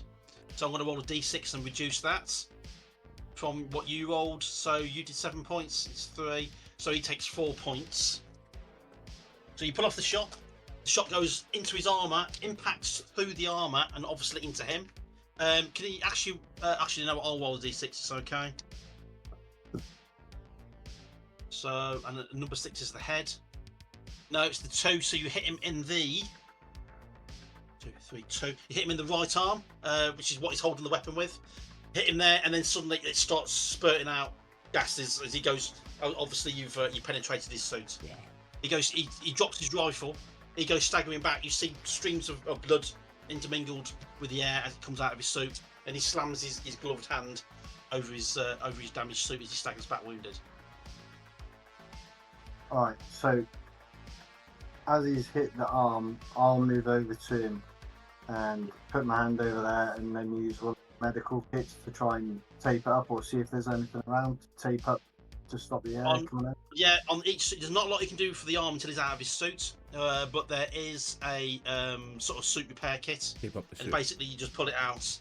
It's like a capsule, and then you basically just squeeze it in your hand and it breaks. It's like a Kinder Egg sort of thing. Okay. And then you pad it over the area, and then as you pad it over, it starts to go hard on the as you react with the oxygen, it goes hard over the surface. There's no need to roll for that. In fact, yeah, make an agility roll. Actually, he is splashing around a little bit. He's not happy that he just got a shot in the arm. He's a bit down about it, actually. So yeah, you can sort of go over, and even though he's flashing about, he doesn't know what's happening. In looking at his face, now that you're close, his skin's really, really pale. His eyes are hollow and sunken and bloodshot. And from your medical knowledge, that means he's just been spending longer than 12 hours inside a spacesuit. He's been in the spacesuit for a long time. So yeah, so you pad it over there, it immediately hardens, and the escape. He's probably lost about 5 hours because he was quite a hefty hit from the railgun. As you see all the red flashing lights on the inside of his helmet telling me depressurization, they're flashing, they slow down, they go to amber, then about 10 seconds later they flip back to green as the airflow returns to normal. Can I flip a switch somewhere? Sorry? I was wondering if there is a switch somewhere in my suit where I can switch on a translator. Yeah, you can go to your arm thing, you just go through, it's basically just the space Google Translate. Yeah, okay. And I'll start talking across that open channel in the comms. Stand down. We're here to help. We're not here to hurt you. Here to help. He got shot. What do you expect him to? He pointed a gun at Brick. That's what happens. Yeah, he's trying to regulate his breathing. He sort of slows down. You can see that his spacesuit at the back is actually, by the looks of it, he's sort of jury-rigged oxygen canisters onto it. It's not perfect. And then behind him, you see there's like a trolley just covered in oxygen canisters. By the looks of it, as one runs out, he just replaces it with the next one. Okay. In like 4-hour stints. So just and manually. by the looks of it, he had about 6 left. Oh. So yeah. I'll start saying, are you alone in here? Is there anyone else here? Yeah. He sort of shakes his head, and he starts talking, and then he stops, and he just starts talking to you in English. He sort of taps his helmet a few times. It's okay to turn off your translator. I understand. No, as far as I know, I am the only one. I think there may be. I'm the only one on this ship. I think there may be someone on one of the escape shuttles. As the ship broke apart, but I am the only one. We're gonna get you out of here, my man. It looks like you didn't have long left here. What was the plan? Just to run out of oxygen and die? We were hoping they would send another ship to help us, but we did not know if our transmissions got out. How long have you been here? We were trying to help one of your ships. One of ours? Another ship like yours. With a scout ship when we arrived. We arrived here 2 days ago. And there's a scout ship, very much like yours, asking for help. It was caught in the gravity of this sphere. So we flew over to help, but got too close ourselves and almost got pulled in. We couldn't save them, I'm sorry. And they got pulled into the sphere. And so we fired our engines to escape, but it was not enough. And then the captain gave the order to overload the engines. And they tore the ship apart. Okay, so have you been just in this room? Can you get any access anywhere on the ship? I've tried the doors.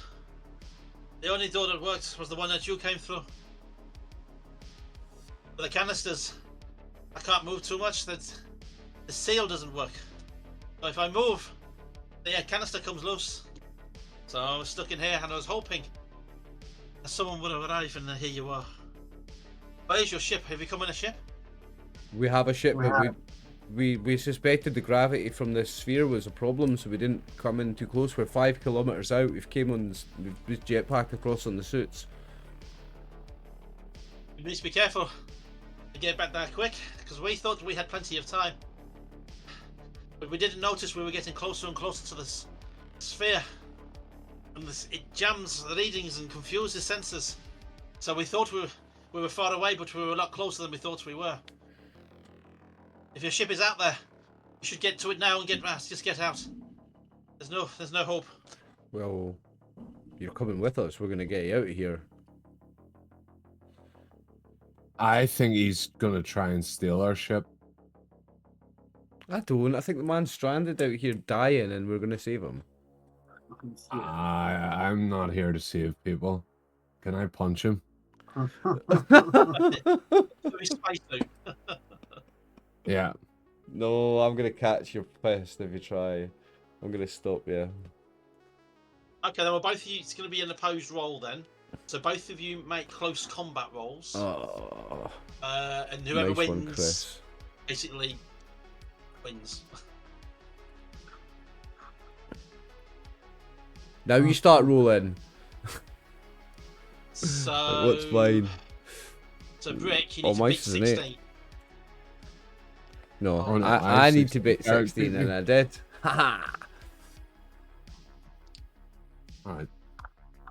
So you punch into the visor, which is the only unprotected area of the actual thing, of the actual spacesuit.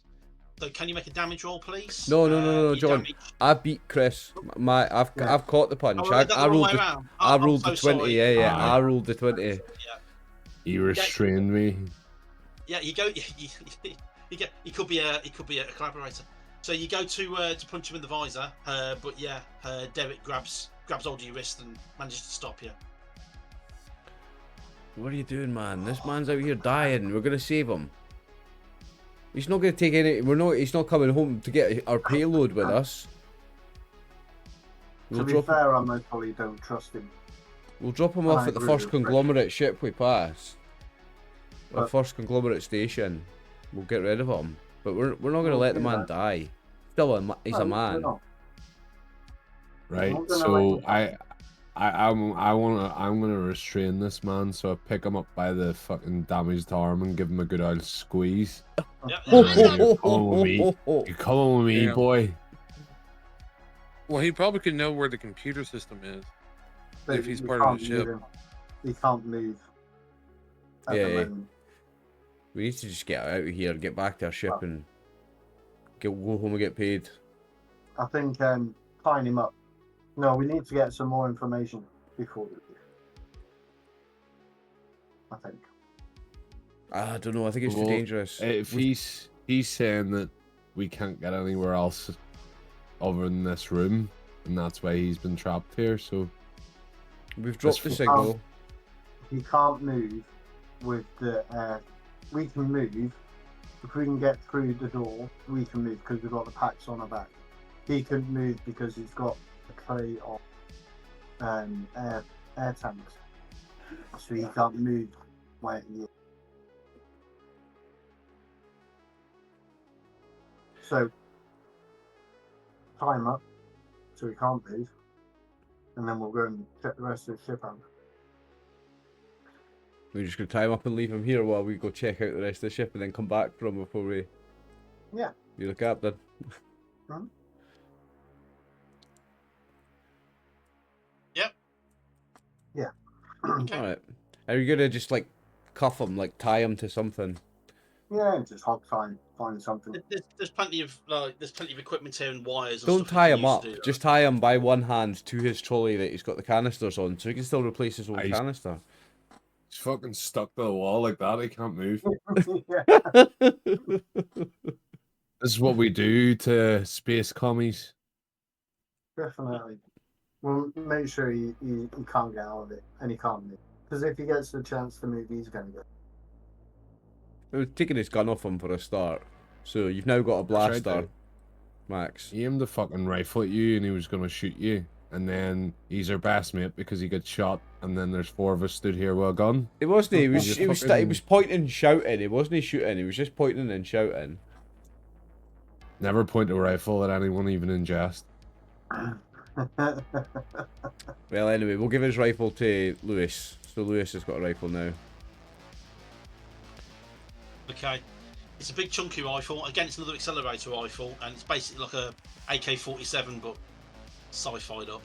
So it's it's like an AK-47, but the magazine sticks out the top instead of out the bottom. There we go, sci-fi. So it's so it can hold it better because the magazine doesn't get in the way. When it ejects, it hits you in the visor, completely pointless. But the it's a bit bulky, but yeah, it does the same damage as the blaster rifle that you've got, and we've got a better range on it as well. It's also got targeting assist. So and it fires is your red preference blasts right? instead of blue ones because it's Commie. Right. yeah, yeah. Your flash out of your barrel was red, white, and blue. It's weird. So so yeah, the only door that you've got to choose now is that one that was on the left when you came in. Again, it hasn't got the sealant around the edges for the depressurization sealant. So Right, then. we'll make sure the door behind us is shut, and Yeah. then go through that one that we can. Still with your spacesuits on, yeah. Yeah. Oh, yeah. Yes. Yeah, Not yeah. The interior doors are a lot easier to open. Basically, you open up a panel, you deactivate the hydraulics, and then you just pull the door open like a sliding door on wheels. It's a whole lot easier. They do sort of jam into place in an emergency, but now that there's no power, they're a lot easier to get past. Oh dear, excuse me, I do apologise. Edit that out. So, yeah, so you open up the panel. It takes about 30 seconds for each one. Basically, just disconnect the hydraulics and then pull the door back. And on this first one, you open up the door and you've got a long corridor heading down, ending a big wide spiral staircase designed that way so that if you were in the spacesuit, you could still walk up it.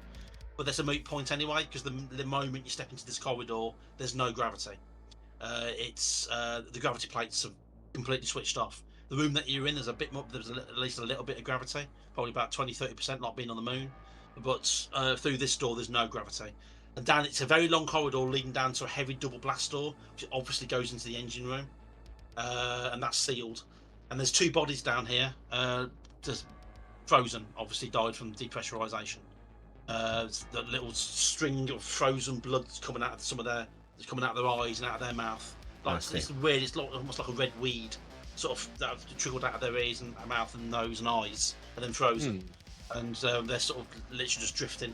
I don't know if that's scientifically possible. It just looks cool. So they're sort of just drifting in the corridor. And on the right hand side, there's another large door there with the words. Oh dear, I didn't type it in. Give me just 1 second. Come back, Google Translate.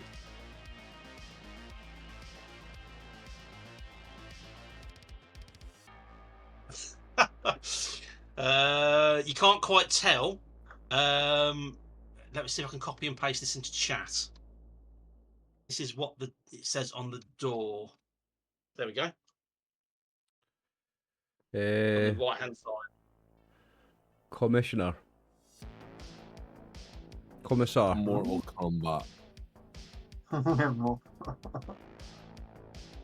I know that P on the end is an R. I can read Russian a little bit. It's just a Cyrillic alphabet. That's like commissar or commander. Commander. It's commander. Am I right, John? Is it? I don't know. You tell me.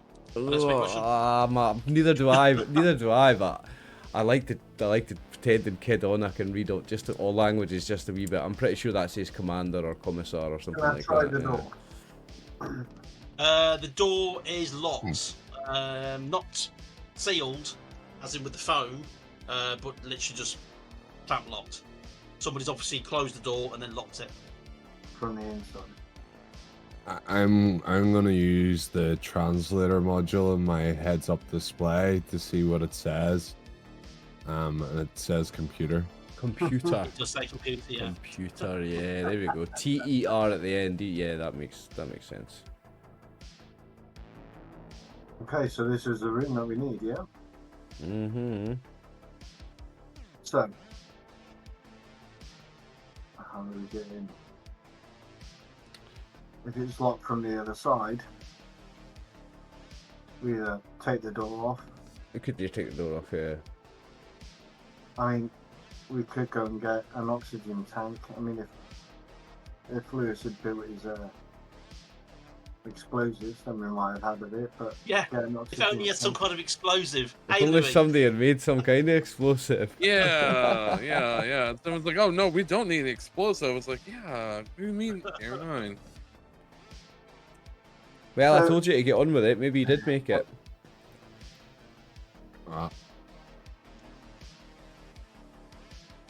Right, so we know that's the room that we need to do. So, do we fancy What? just trying to go down a little bit further and see is there anything?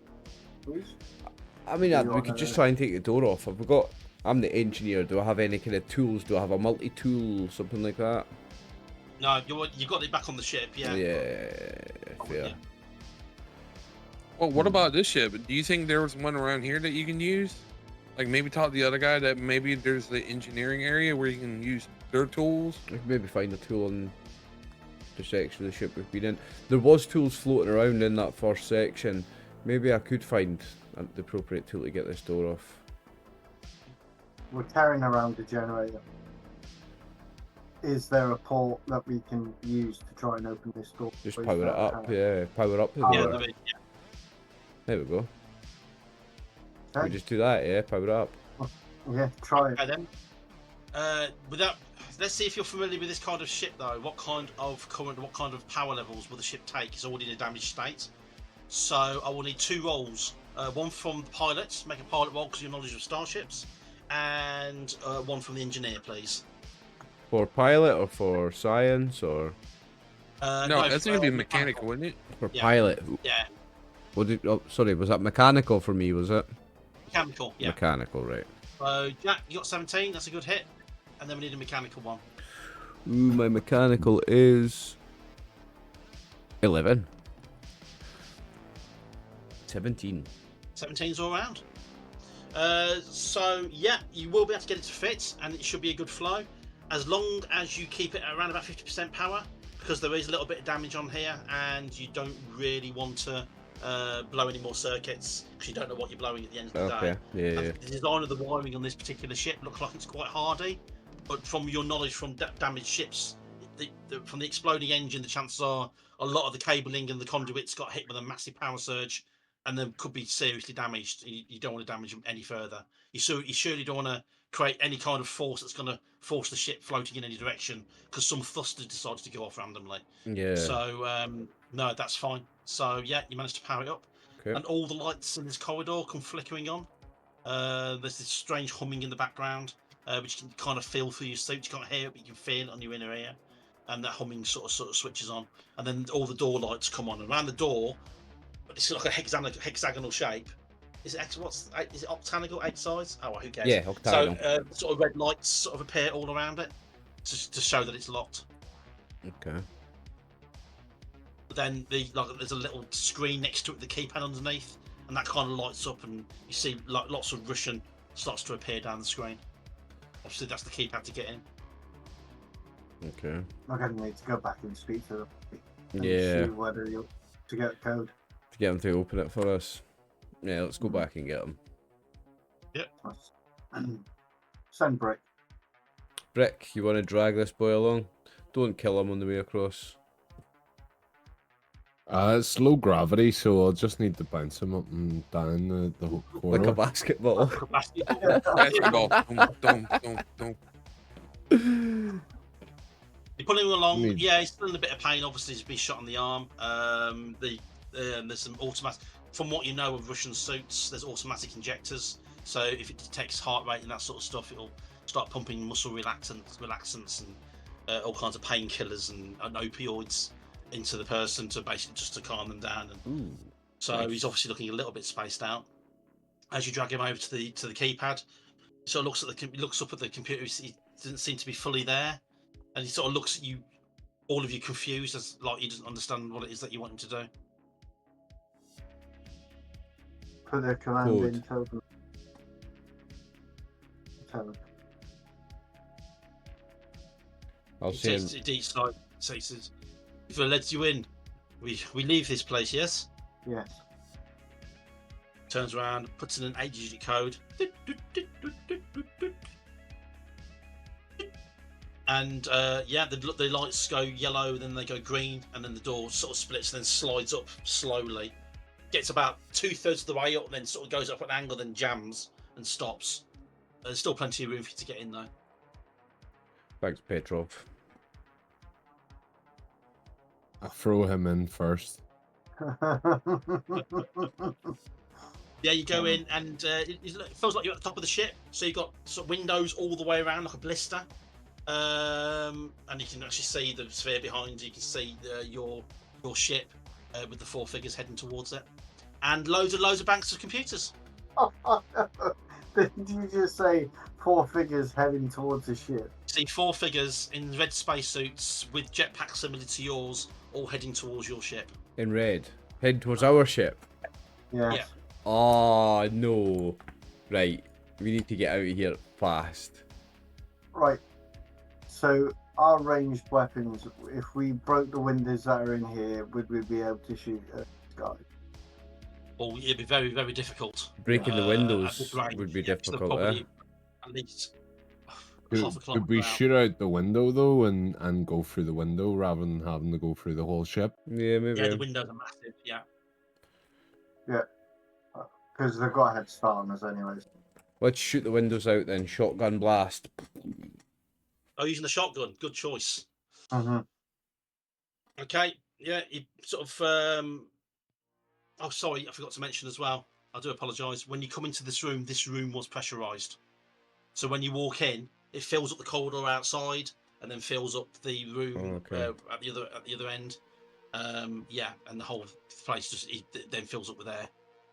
Hey, Brick. That's all right, because if you break the window, it's going to push the air out, which is going to shoot us out quicker. Just gonna give us a But kickstart. I think it'll give us a kickstart to try and maybe catch up a bit. Yeah. Lewis, grab a hold of Petrov. Brick, get the shotgun out with me and we'll start blasting this window. See, now I'm tempted to leave in here. See, Don't leave them. oh, shit. We're not gonna leave them. We're gonna take them all as hostages. We're gonna fucking take them all back, and then we're gonna get even more money. Get paid for them, aye, exactly, Brick. I like the way you're thinking. Good thinking. And Yeah. if for some reason they all get flung into that big black abyss, not my problem. Right, aye, okay. So Right, we'll drag Petrov along with us and we'll try and blast out these windows. Okay, so yeah, to be honest with you, it's easy enough done. The window, the ship itself. All these computers, by the way, looks like a massive monitoring station. This feels like a listening post. These computers are very high-grade sensors and comm units. By the looks of it, this ship is almost like a U-2 spy plane kind of vessel. It's absolutely this whole room is just jammed with Just computer about to equipment. say, wouldn't be like commies spying on people, would it? They're obviously getting information from the sphere. So, is there any They're monitoring it, quick yeah. way of taking any information from that? Just a Okay, quick there one? are 3 obvious data banks. It takes a little while to get a data bank out. So whilst they're blowing the windows out, you should be able to get one out, but you can only take one. So you tell me, is it going to be 1, 2, or 3? Tell you what, You gonna roll a d3? I am. Yeah. Hey! That's the way to do it. We're playing with dice. Number 3. Okay. It's the largest one of the 3, but yeah, it's literally just like a. Remember speaking spell? Yeah. It's basically Yeah. just like one of those, but in Russian. So yeah, you basically just yank it out. You can clip that onto your belt, no problem at all. There's loads of like climbers clips, those on your belt, so you can attach different things. So that's not a problem at all. You can clip it on. Yeah. And then you blow the window out. So you do a pump on the shotgun. Is everybody ready to go out the window? Because I'm going to ask everybody to make agility rolls. Okay. I mean, we gotta get back. So yeah. The window is, like I say, huge. To get you all out, you're gonna have to all get blasted out. Don't worry about rolling any dice because it's going to be automatic hits. So you pull out the shotgun. Who's firing the shotguns? I've got a Myself. shotgun on me as well. Have Yeah. you got a shotgun? I'm going to need you both to make strength tests. Strength tests, okay. Yeah, because like I say, these things have got some kick, and there's no gravity in here. Yes. Yeah, you manage to plant your feet. You pull off the shot. You blow your window out, no problem at all. Eric, you pull off the shot. Yeah, you blow the window out. That's absolutely grand, but unfortunately, it also shoots you backwards. You go flying backwards into the computer bank behind you, slamming into the screens. I'm going to need you to make another strength roll, please. Higher the better. Basically, whatever you roll, I'm going to minus from 15, and then that's how much damage you take. because this room's already badly damaged, and when you slam into it, it's like there's electricity arcing everywhere. Rolled 11. So you take 4 points of damage. Yeah, so that's so you're quite badly hurt. Yep. Just mainly shock and bruising, to be honest with you. Yeah, I only The have rest of you- 17, Yeah, so I'm on you have 13 out of those, 17. no problem.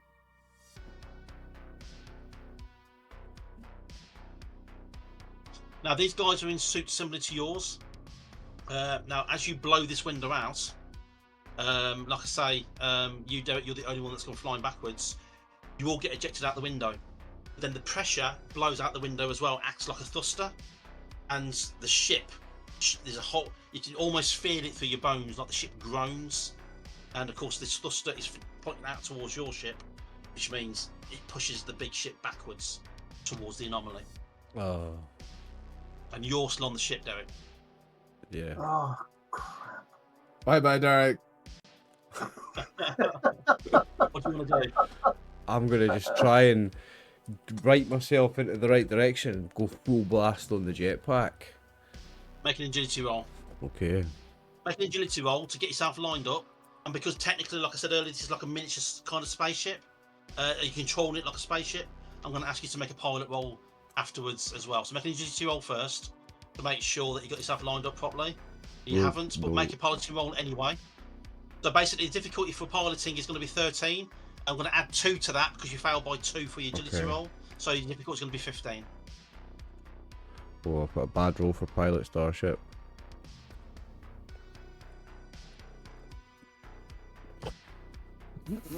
Eight. Right. So you blast forward, Derek. you head toward the door. The ship itself, it's still blowing air out, which should help you really, but it doesn't. You sort of line yourself up, you hit the thrusters, you go flying forward, and just the back of your backpack and your shoulder slams into the window frame, and that gets sort of caught up. Behind you, I mean you can't see this, but everybody else can.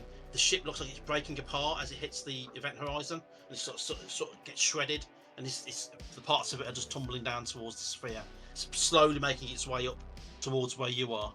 You've got one more chance at this. Right. So it's a roll agility again. Who's first? Is there anything on our suits like a grapple with a line or something like that? Yeah. No, nothing like that. No, sorry. Okay. Recognise. Okay, so 16. you're 16 agility, so you just need to pass your piloting test now. Oh, I've got Difficulty 2 on this. 13. Come on. Rolls a 1, flies straight into the anomaly. You managed to get yourself lined up. You're on target, but you're piloting towards it, and it almost feels like you're slowing down just as you get to the window, and then it just feels like even though you got your thrust up, just nothing's happening. The back end of the ship is basically getting ripped apart now, and then slowly that's sort of just tumbling down, heading towards the anomaly, and then sadly you get caught in that same tumbling. As you lot heading up behind you, see his little face in his spacesuit in the window, basically trying to get out, and then then he sort of disappears out of sight as the whole ship. Once the back end gets caught in an anomaly, it acts like a straw, acts like a weight, like a dead weight. It just pulls the rest of the ship, and the whole thing just sort of suddenly speeds up, starts heading back down, falling down towards the anomaly. It's not over for you yet, Derek. I'll come back to you in just a second. Oh, it's not. Damn. I thought it was. I thought we just split it into 3 then. No, he's not. The ship's been torn apart because it's just knackered. At the moment, you feel heavy weight on your shoulders, Derek, as you sort of pull backwards, and it feels like you're in G-force when you basically take up off of a planet's surface. It feels like you're pulling about 6 Gs, and it's getting worse every second as you're being pulled down towards the surface of the sphere. Okay. But meanwhile, you lot have actually exited the vessel with what was his name, Petrov. Petrov. I didn't actually give him a name, but that's what I'm calling him now. So Petrov. you've actually, you've actually escaped the vessel. He disappears behind you, sadly. Ahead of you, the 4 figures of heading towards your ship. So at the moment, you're out of range. Well, you're in range, but the chances are you're not going to hit. At the moment, the range to hit at this range is 18. You can pull off a shot if you want to. I'll fucking go for it, man. On range combat, yeah, because I've got an okay. Yeah, pull off a shot. The difficulty to hit at this range is going to be 18.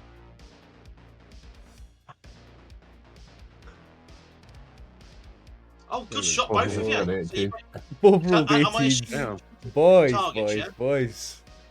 yeah, absolutely cracking shots. So you pull off your shots at this range. Your blaster rifle brick is 1d12 plus 6. Oh, and by the way, Jack, as well, you're using the Russian one, aren't you? So you get actually, because of its aim assist, Oh, you no, get I a plus think, 1. So yeah. I think Lewis had that. I think I had the. I got Lewis a has shotgun. got the Russian one, yeah. Yeah, Oh, I've right, got gotcha. No, I do apologise. In that case, then, Yeah. Jonas, they're well out of range of a shotgun. Sadly, you're not going to be able to get a hit at this That's range. fine. Lewis, did you want to take a shot? I'll try. I 18 just to hit. said range combat. Range combat, but you get a plus 1 because there's an aim assist on this weapon. Okay.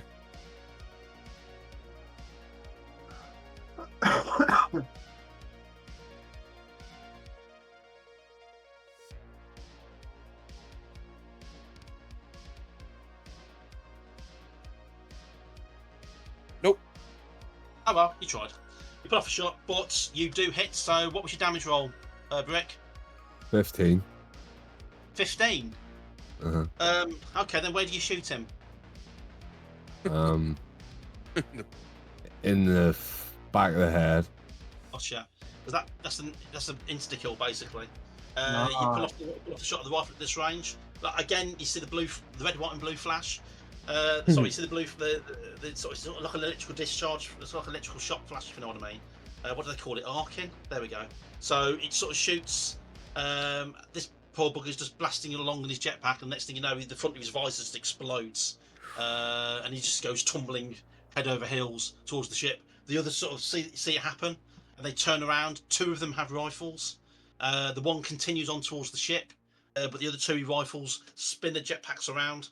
It's going to take them around to get lined up to shoot back, so you can both get another shot on if you want to at this range. So you've got 2 which have turned to shoot back at you, and one's just hit the boosters and is still heading towards your ship. So who are you going for? I'm gonna use the open comms channel and be like, I'd fucking run if you don't want to end up like your mate, and fire another round at the one on the left. On the left. So Go for it. 18 to hit. Just trying to remember my range there. 9. 10. Right. It's close. No cigar. You pull off the shot. It goes past him. There's no doubt his proximity sensors are wailing in his helmet at the moment. Louis, do you want to take a shot? Might as well. Yeah, you've got that +1 as well. Don't forget your +1, yeah, with your aim assist. Nope. Oh, it's close. Okay, you pull off a shot as well. That goes screaming past, and sadly that's not a hit. So they return fire. One's going to shoot because you're both the guys with the long range rifles. One's going to shoot at each. To hit. Sorry, I'll just type that in Russian. I do apologise. Again, they're going to need 1, 3, 12. They're going to need 18. So they're going to have to roll really high. So you first, Brick. That's a complete miss. And then Lewis. That's another miss. So they shoot past. I shouldn't have actually put down what their skill is there. Now that you know what they're good at. So they shoot back, and sadly they both miss.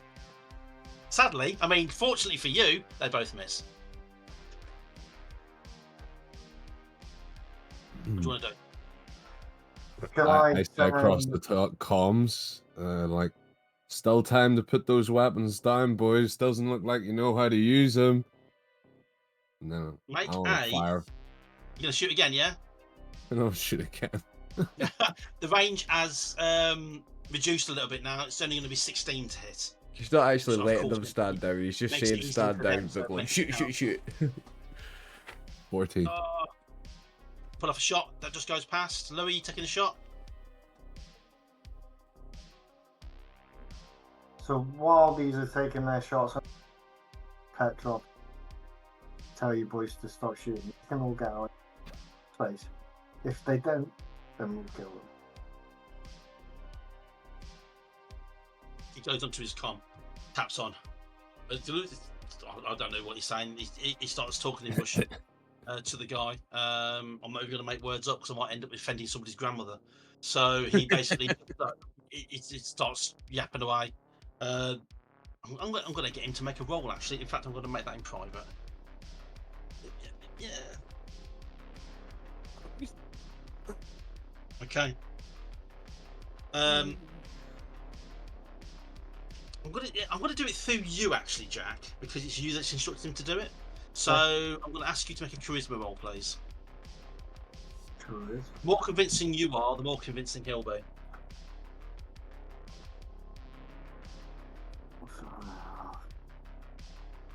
Charisma For 4. a boy of hot shot, it's not great. No, none of us got a great charisma. I was about to say I'm a hot shot, but that's what I call myself.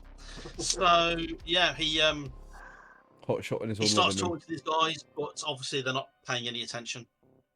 And they're going to return fire. Difficulty 16. First one's at Brick. It's a hit. Second one's at Lewis. Oh god, that's 2 hits. So, oops, done that wrong.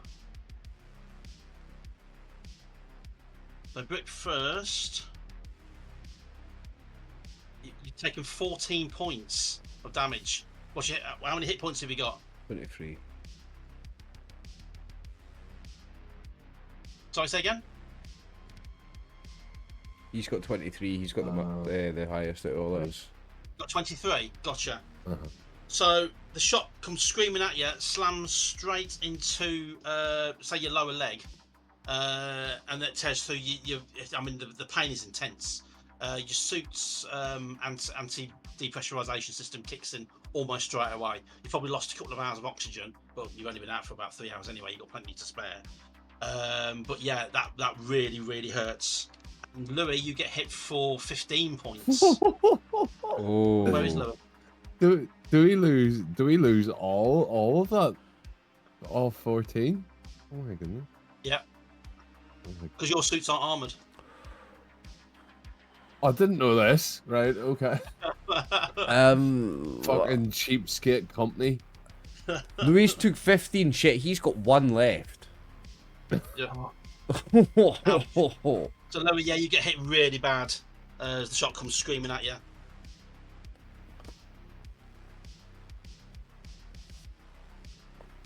Okay. What do you want to do? I think you're gonna need to heal yourself there, Louis. You're out in open space. Got these 2 guys with rifles. How do you want to play it?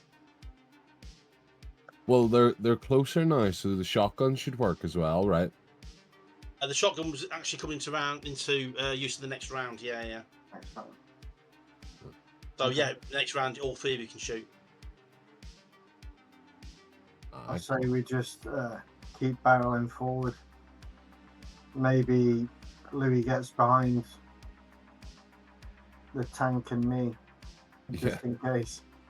I'll form a biggest shield as I possibly can.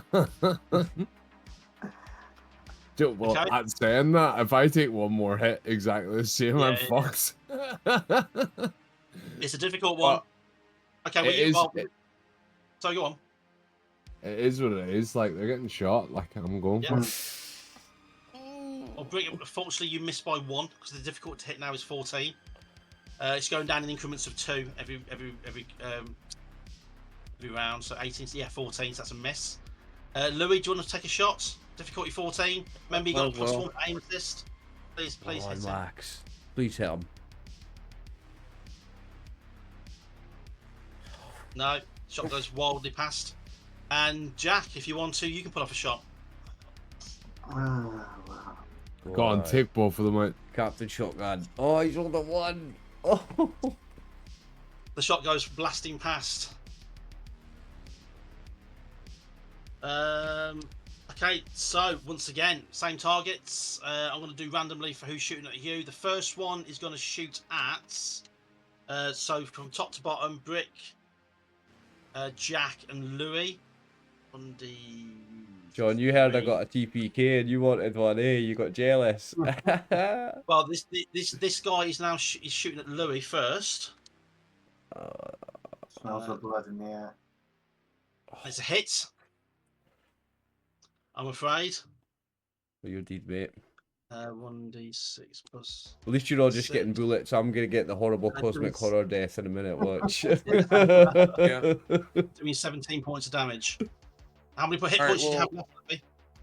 Nothing. With that, I really have to go. I have a family emergency I have to run to. So. Oh, really? Oh, okay. Okay. Yeah, sorry. No worries, Max. Okay. Well, we'll take a pause when he Well- leaves and I'll reline up the cameras. So the second guy takes a shot at you again, Brick, but the shot goes wide. It goes blasting off into the distance. You're round. 2 guys still left. You both got rifles. So I've got a +1 on this for aim You get a assist, +1. So this got aim assist, yeah. Yeah, so that puts it. 2 hits. Oh, sorry, 1 hit even. Oh, God.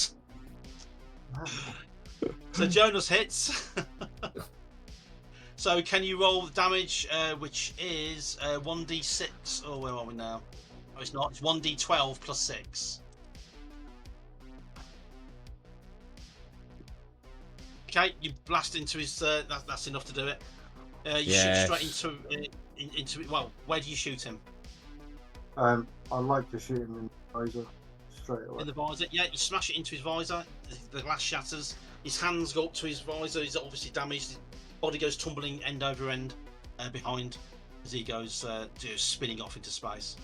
And then a little while later, he's just dead. There's gases blowing out of his helmet. That's what's his spin starts to increase. Yeah. So if he's moving that quick, we can. Yeah, the guy shoots back. The guy that's left shoots back, but he misses. Yes. So you only roll an 11. So you both get another round of shooting at this one guy who still has Come a rifle. on! Yes, Jonas. So come on, Yes, Yes, boys. see some damage. Fucking get damaged. 10, the 10, yeah, oh god, 26. You're gonna tear him in half. So yeah, you both just sort of after he gets killed, you both literally just turn, train both your guns on the last guy. He kind of looks quite surprised, and then that's the last thing he sees as you both shoot him. Yeah, he sort of twists one way, then gets hit again, twists the other.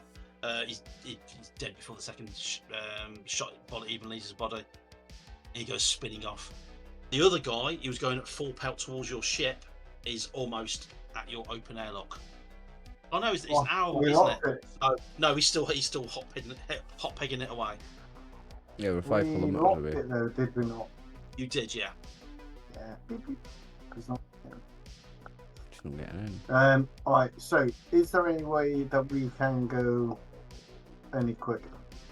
As in, can we use a bit more juice on the jetpacks to move it quicker? You can, but there is a danger of you burning the jetpack out. So you can overclock it, but what I will ask you to do is make a pilot roll for every 10 minutes. So you're about 50 minutes away, so every 5 rolls. And then if you fail, there's like a 2 in 12 chance that you'll blow the engine. But you will catch up with him well before he reaches your ship. In fact, you'll catch up with him in the first 30 minutes, so you'll only have to actually make 3 rolls. I've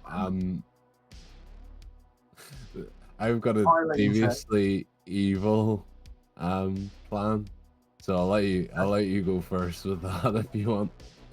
But because I've still got Petrov here, inspired by seeing what happened with the guy when his head got blown out of the visor, and the spinning and the momentum that the guy got. I want to punch him in the visor and hold him. So Use him as a jet. Use him as the projectile. That's a brilliant idea. It's possible. You open up. We can easily open his visor. You just grab hold of him, get the catch, and just tear the visor open. The burst won't last for long, but the suit will pump oxygen in for as long as it feels as though there's vacuum there.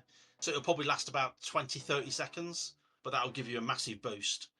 Of course, keeping yourself on target is going to be the problem. So it's not a piloting roll; it's going to be an agility roll.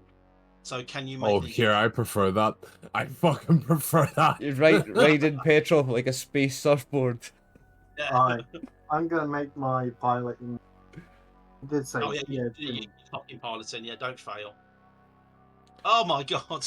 Come on. 15, brilliant. So you pilot your first piloting works. You go blasting along Petrov. Basically, you don't know if he's shouting or screaming or not, but you can't hear it because he's now been exposed to the vacuum space as you go blasting along. That lasts for about 15-20 seconds, and then it sort of gives out, but it's giving you a massive boost. Jack, you overclock the engine, and then yeah, you sort of start pushing forward as well. So you both go and get a good rate of knots. Alright, so the distance between us before we can fire on him with the rifles. How far? Well, I mean, you're within range now. You can hit. You can. It'd be 18 to hit now, but if you want to get closer, You know what? I'll do another piloting check to try and get a bit further forward. Yeah. So you got a little bit closer. So it's going to be 16 for you to hit, Jack. Still 18 for you to hit, Brick. I'm gonna try and hit him. Yeah. So that's. That's a miss. I'm gonna stay back because my piloting's shit, and I put more hope in me actually making this fluky shot, even though the rolls have not been on my side. Oh, that's well. It's close, but nowhere near. So yeah, you pull off the shots. You both pull off shots. They go flying past.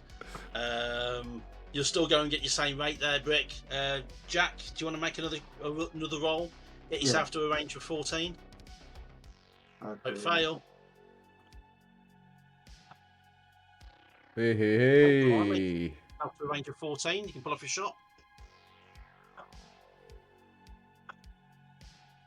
Oh, just a miss. Britt, you're still at 16 if you want to give it a chance. It's a hit. Yes. And it's +6 for mine, isn't it? Yes, D12 plus 6. 10. So that's 10. So I hadn't rolled for armor. I must have forgot for the other guys. They were wearing normal spacesuits, but this guy's in an armored one. You pull off a shot. You hit him. It damages him. It sort of spins him off, meaning he's going to have to make a agility roll. Oh, which he fails. So you hit him in the shoulder. It penetrates. It hurts him. You see, there's a burst of gas before it seals itself, but that sends him spinning off in the wrong trajectory. Right, so I'll just ease off. If he's spinning away from the ship, then I'll just ease off and coast to the ship.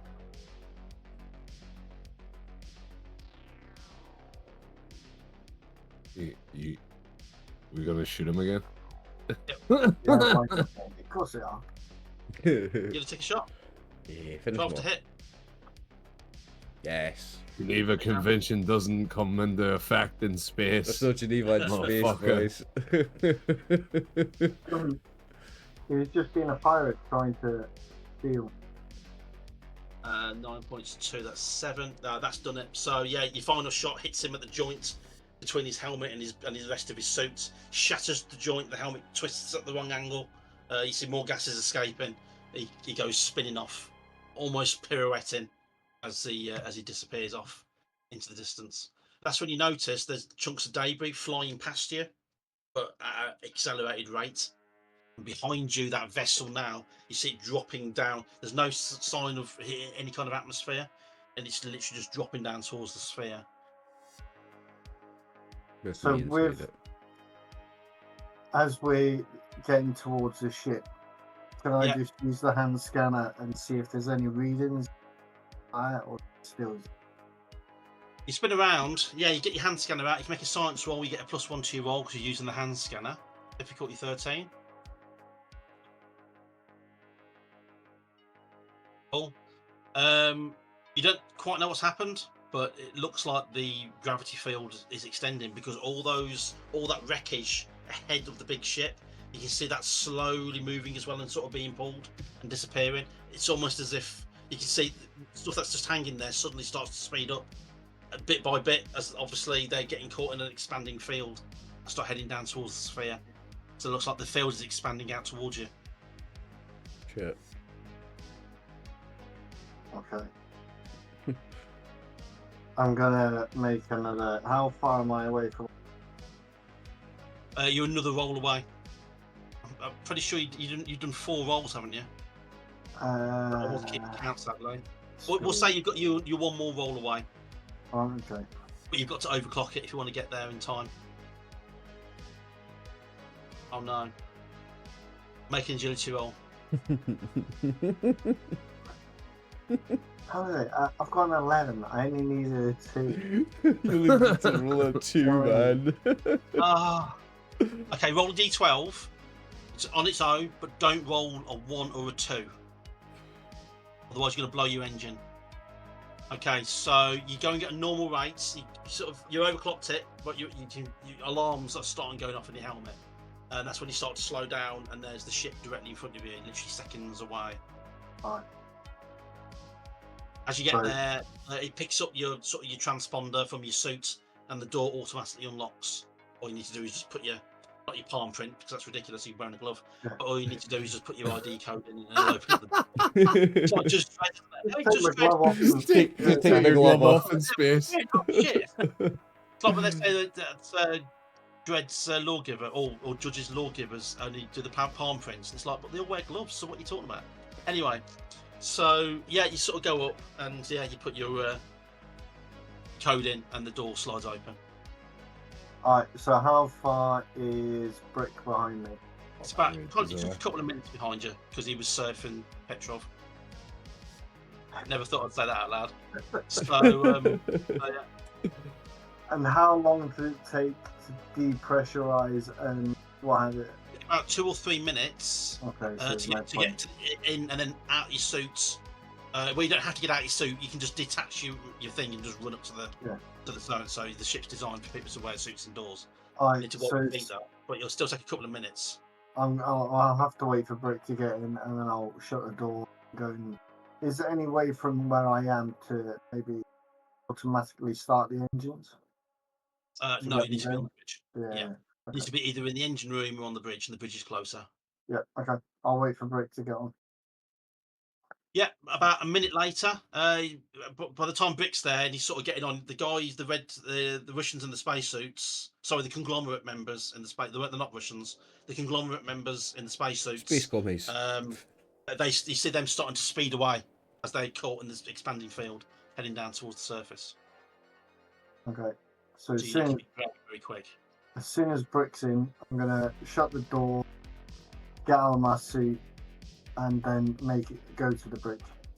Okay, so this is where we're going to do it. Your suit's clumsy. If you do spend time taking it off, you're going to have no time to get away. So I'm going to ask you to make an agility roll, and then whatever you fail your agility roll by, I'm going to add it to your difficulty number for when you try to get to get the ship started up and off. Okay, so make your agility roll first. Brilliant. So you didn't fail at all. So you get up to the bridge, you get onto the ship. You've obviously done this before, and the spacesuits probably wouldn't go away from an unpaid bill. You dive into the seats. So make your policy roll. Difficulty 13. Make it count. Come on, John. Excellent. Hey. Power up the engines. You literally turn the ship, and you just power it away. You can feel a little bit of pull, but not enough to slow you down. Both of the sails are literally, like on jet fighters, and the sail sort of expands open. It's kind of like that on both of the sails. They sort of expand open and they just burn blue, as it sort of blue and white as it pushes you away from the expanding anomaly. Meanwhile, you can feel yourself falling down towards the surface, Derek. If you're looking from the outside, everything that hits the sphere, there's like a very slight ripple, like oil, and then it's just gone. And that seems to be what's happening to everything. when your ship hits it, it slows right down. You can actually feel it in your body that you've impacted something, and then it literally just sinks into the blackness of the sphere. You sort of disappear into it. You see darkness come from your peripheral vision, like you basically starting to slowly sink under a lake of black ink as that sort of creeps up over your visor.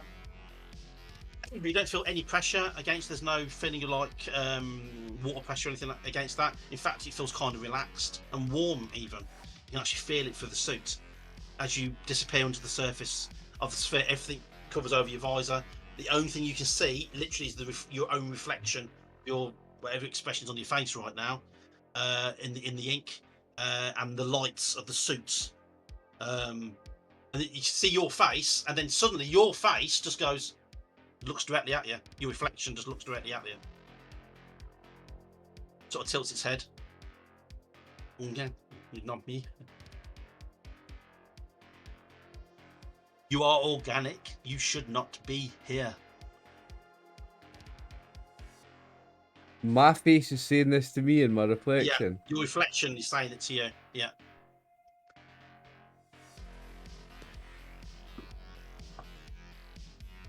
I did not see a rival. Why are you here? Accident. I spotted out accident. I'm not supposed to be here. And then it sort of repeats it back to you. I won't do your accent because I'll just make myself look stupid. I'm not supposed to be here.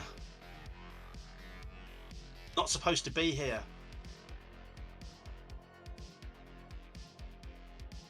Come into our home. Our home. Why are you here in our home? Just curious. Just wanted to touch. Curious. We came to rescue. We saw a ship in distress, and we tried to rescue it. Ship is rescued. It's safe. Ship rescued and safe. Too dangerous for organics. Yeah, far too dangerous. Yes. I must leave now.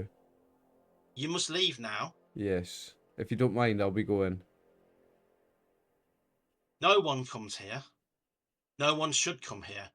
Our home, our knowledge, our history, our future, our present, time, space, all of time and space. No one should come here. Our knowledge is here. No one should come here.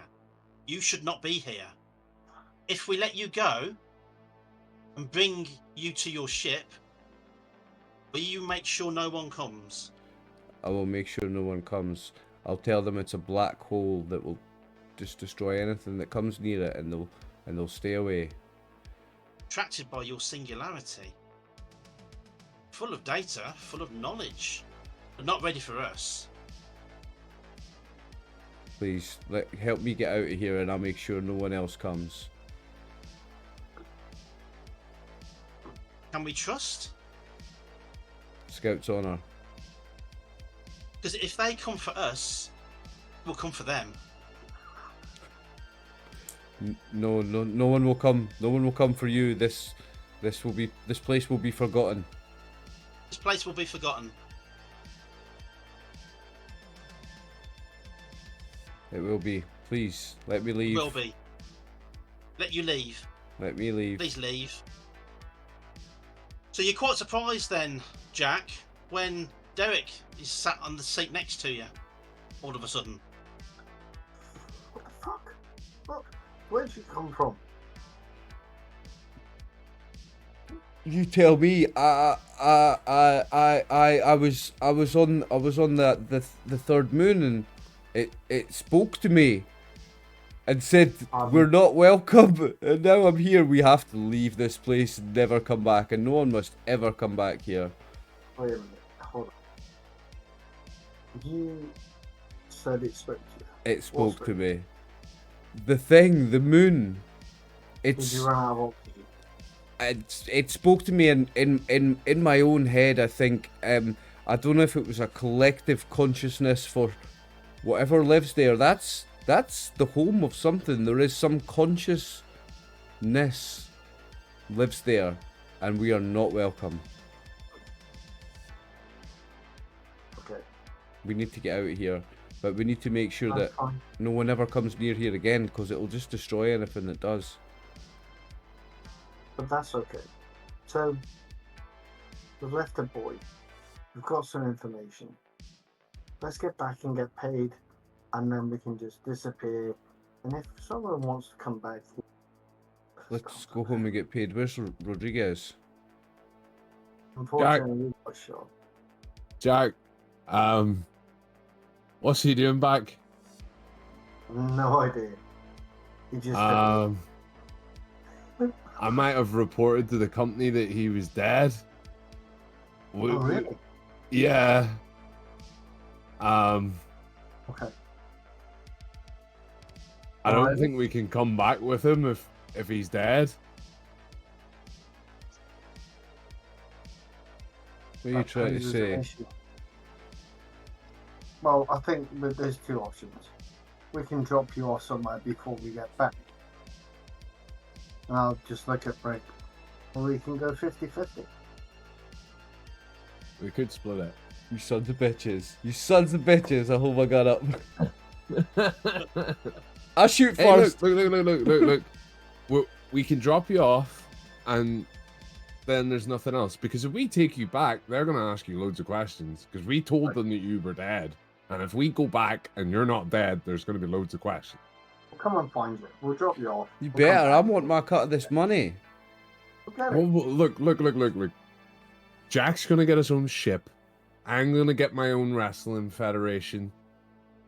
You know, where I'm going to get Galaxy Warriors from everywhere. No commies. Oh, that's a whole new game. Yep. John just got a new idea for a game, Chris. That's supplement. That's going to be supplement 6. Galaxy Wrestling. But it just means that we're just going to have to drop you off at, like, the nearest, like, space bar. Right, okay. Okay. The other alternative is we fucking shoot you out the airlock, so, like, you know. Fucking pair of rogue bastards. Let's just go with the fact that we're going to drop you off. We'll come back for you. The cash. You better. Yeah. Of course we will. And don't go telling anyone in this space bar about your moon buddies, alright? Because I already think you're fucking looped and I know who you are. Listen, if you don't come back for me with my money, I'll report you both. We're killing Luis, and I'll tell them all about that thing. And you'll be in trouble. That's fine. Okay. We'll come back. You better. You've got Dropping my out? word. Yeah, we're going.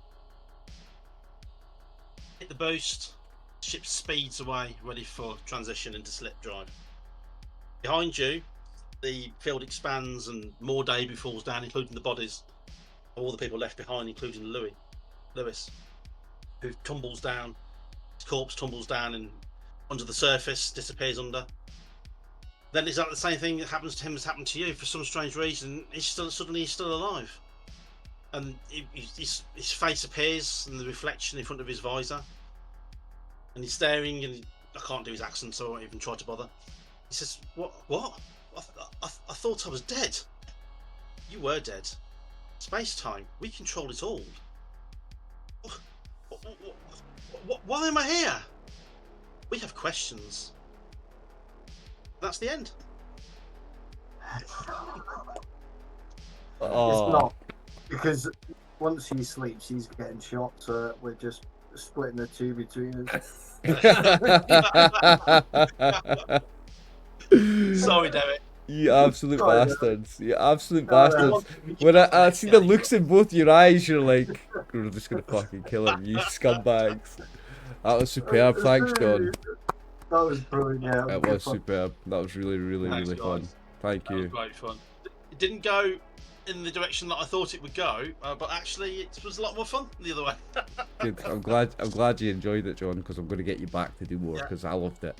No. If you ever get a slot again, I'll be more than happy to come back and run another game. Sweet. Amazing. Well, I'm going to jump off then, boys, because Yes. I do video production straight after I finish games because I'm a workaholic. Oh, super. I suppose I better do Nice. I better sign out as well for the viewers, Aye. so Do we outro? do a wee outro, aye. Bye. So everybody, thanks for watching. That was a ride. That was a ride and a half. I'm RX Oliver. That's Chris Kidd, John, and Jonathan Hicks. We are RX Oliver and friends. Don't forget to check out Drive-Thru RPG Farsight games. You can get Deep Space for £1. £1 for this amazing game, folks. Check out that and all John's other games on Drive-Thru RPG. So we'll catch you on the next one, folks. Thanks, John. Thanks for Cheers. watching.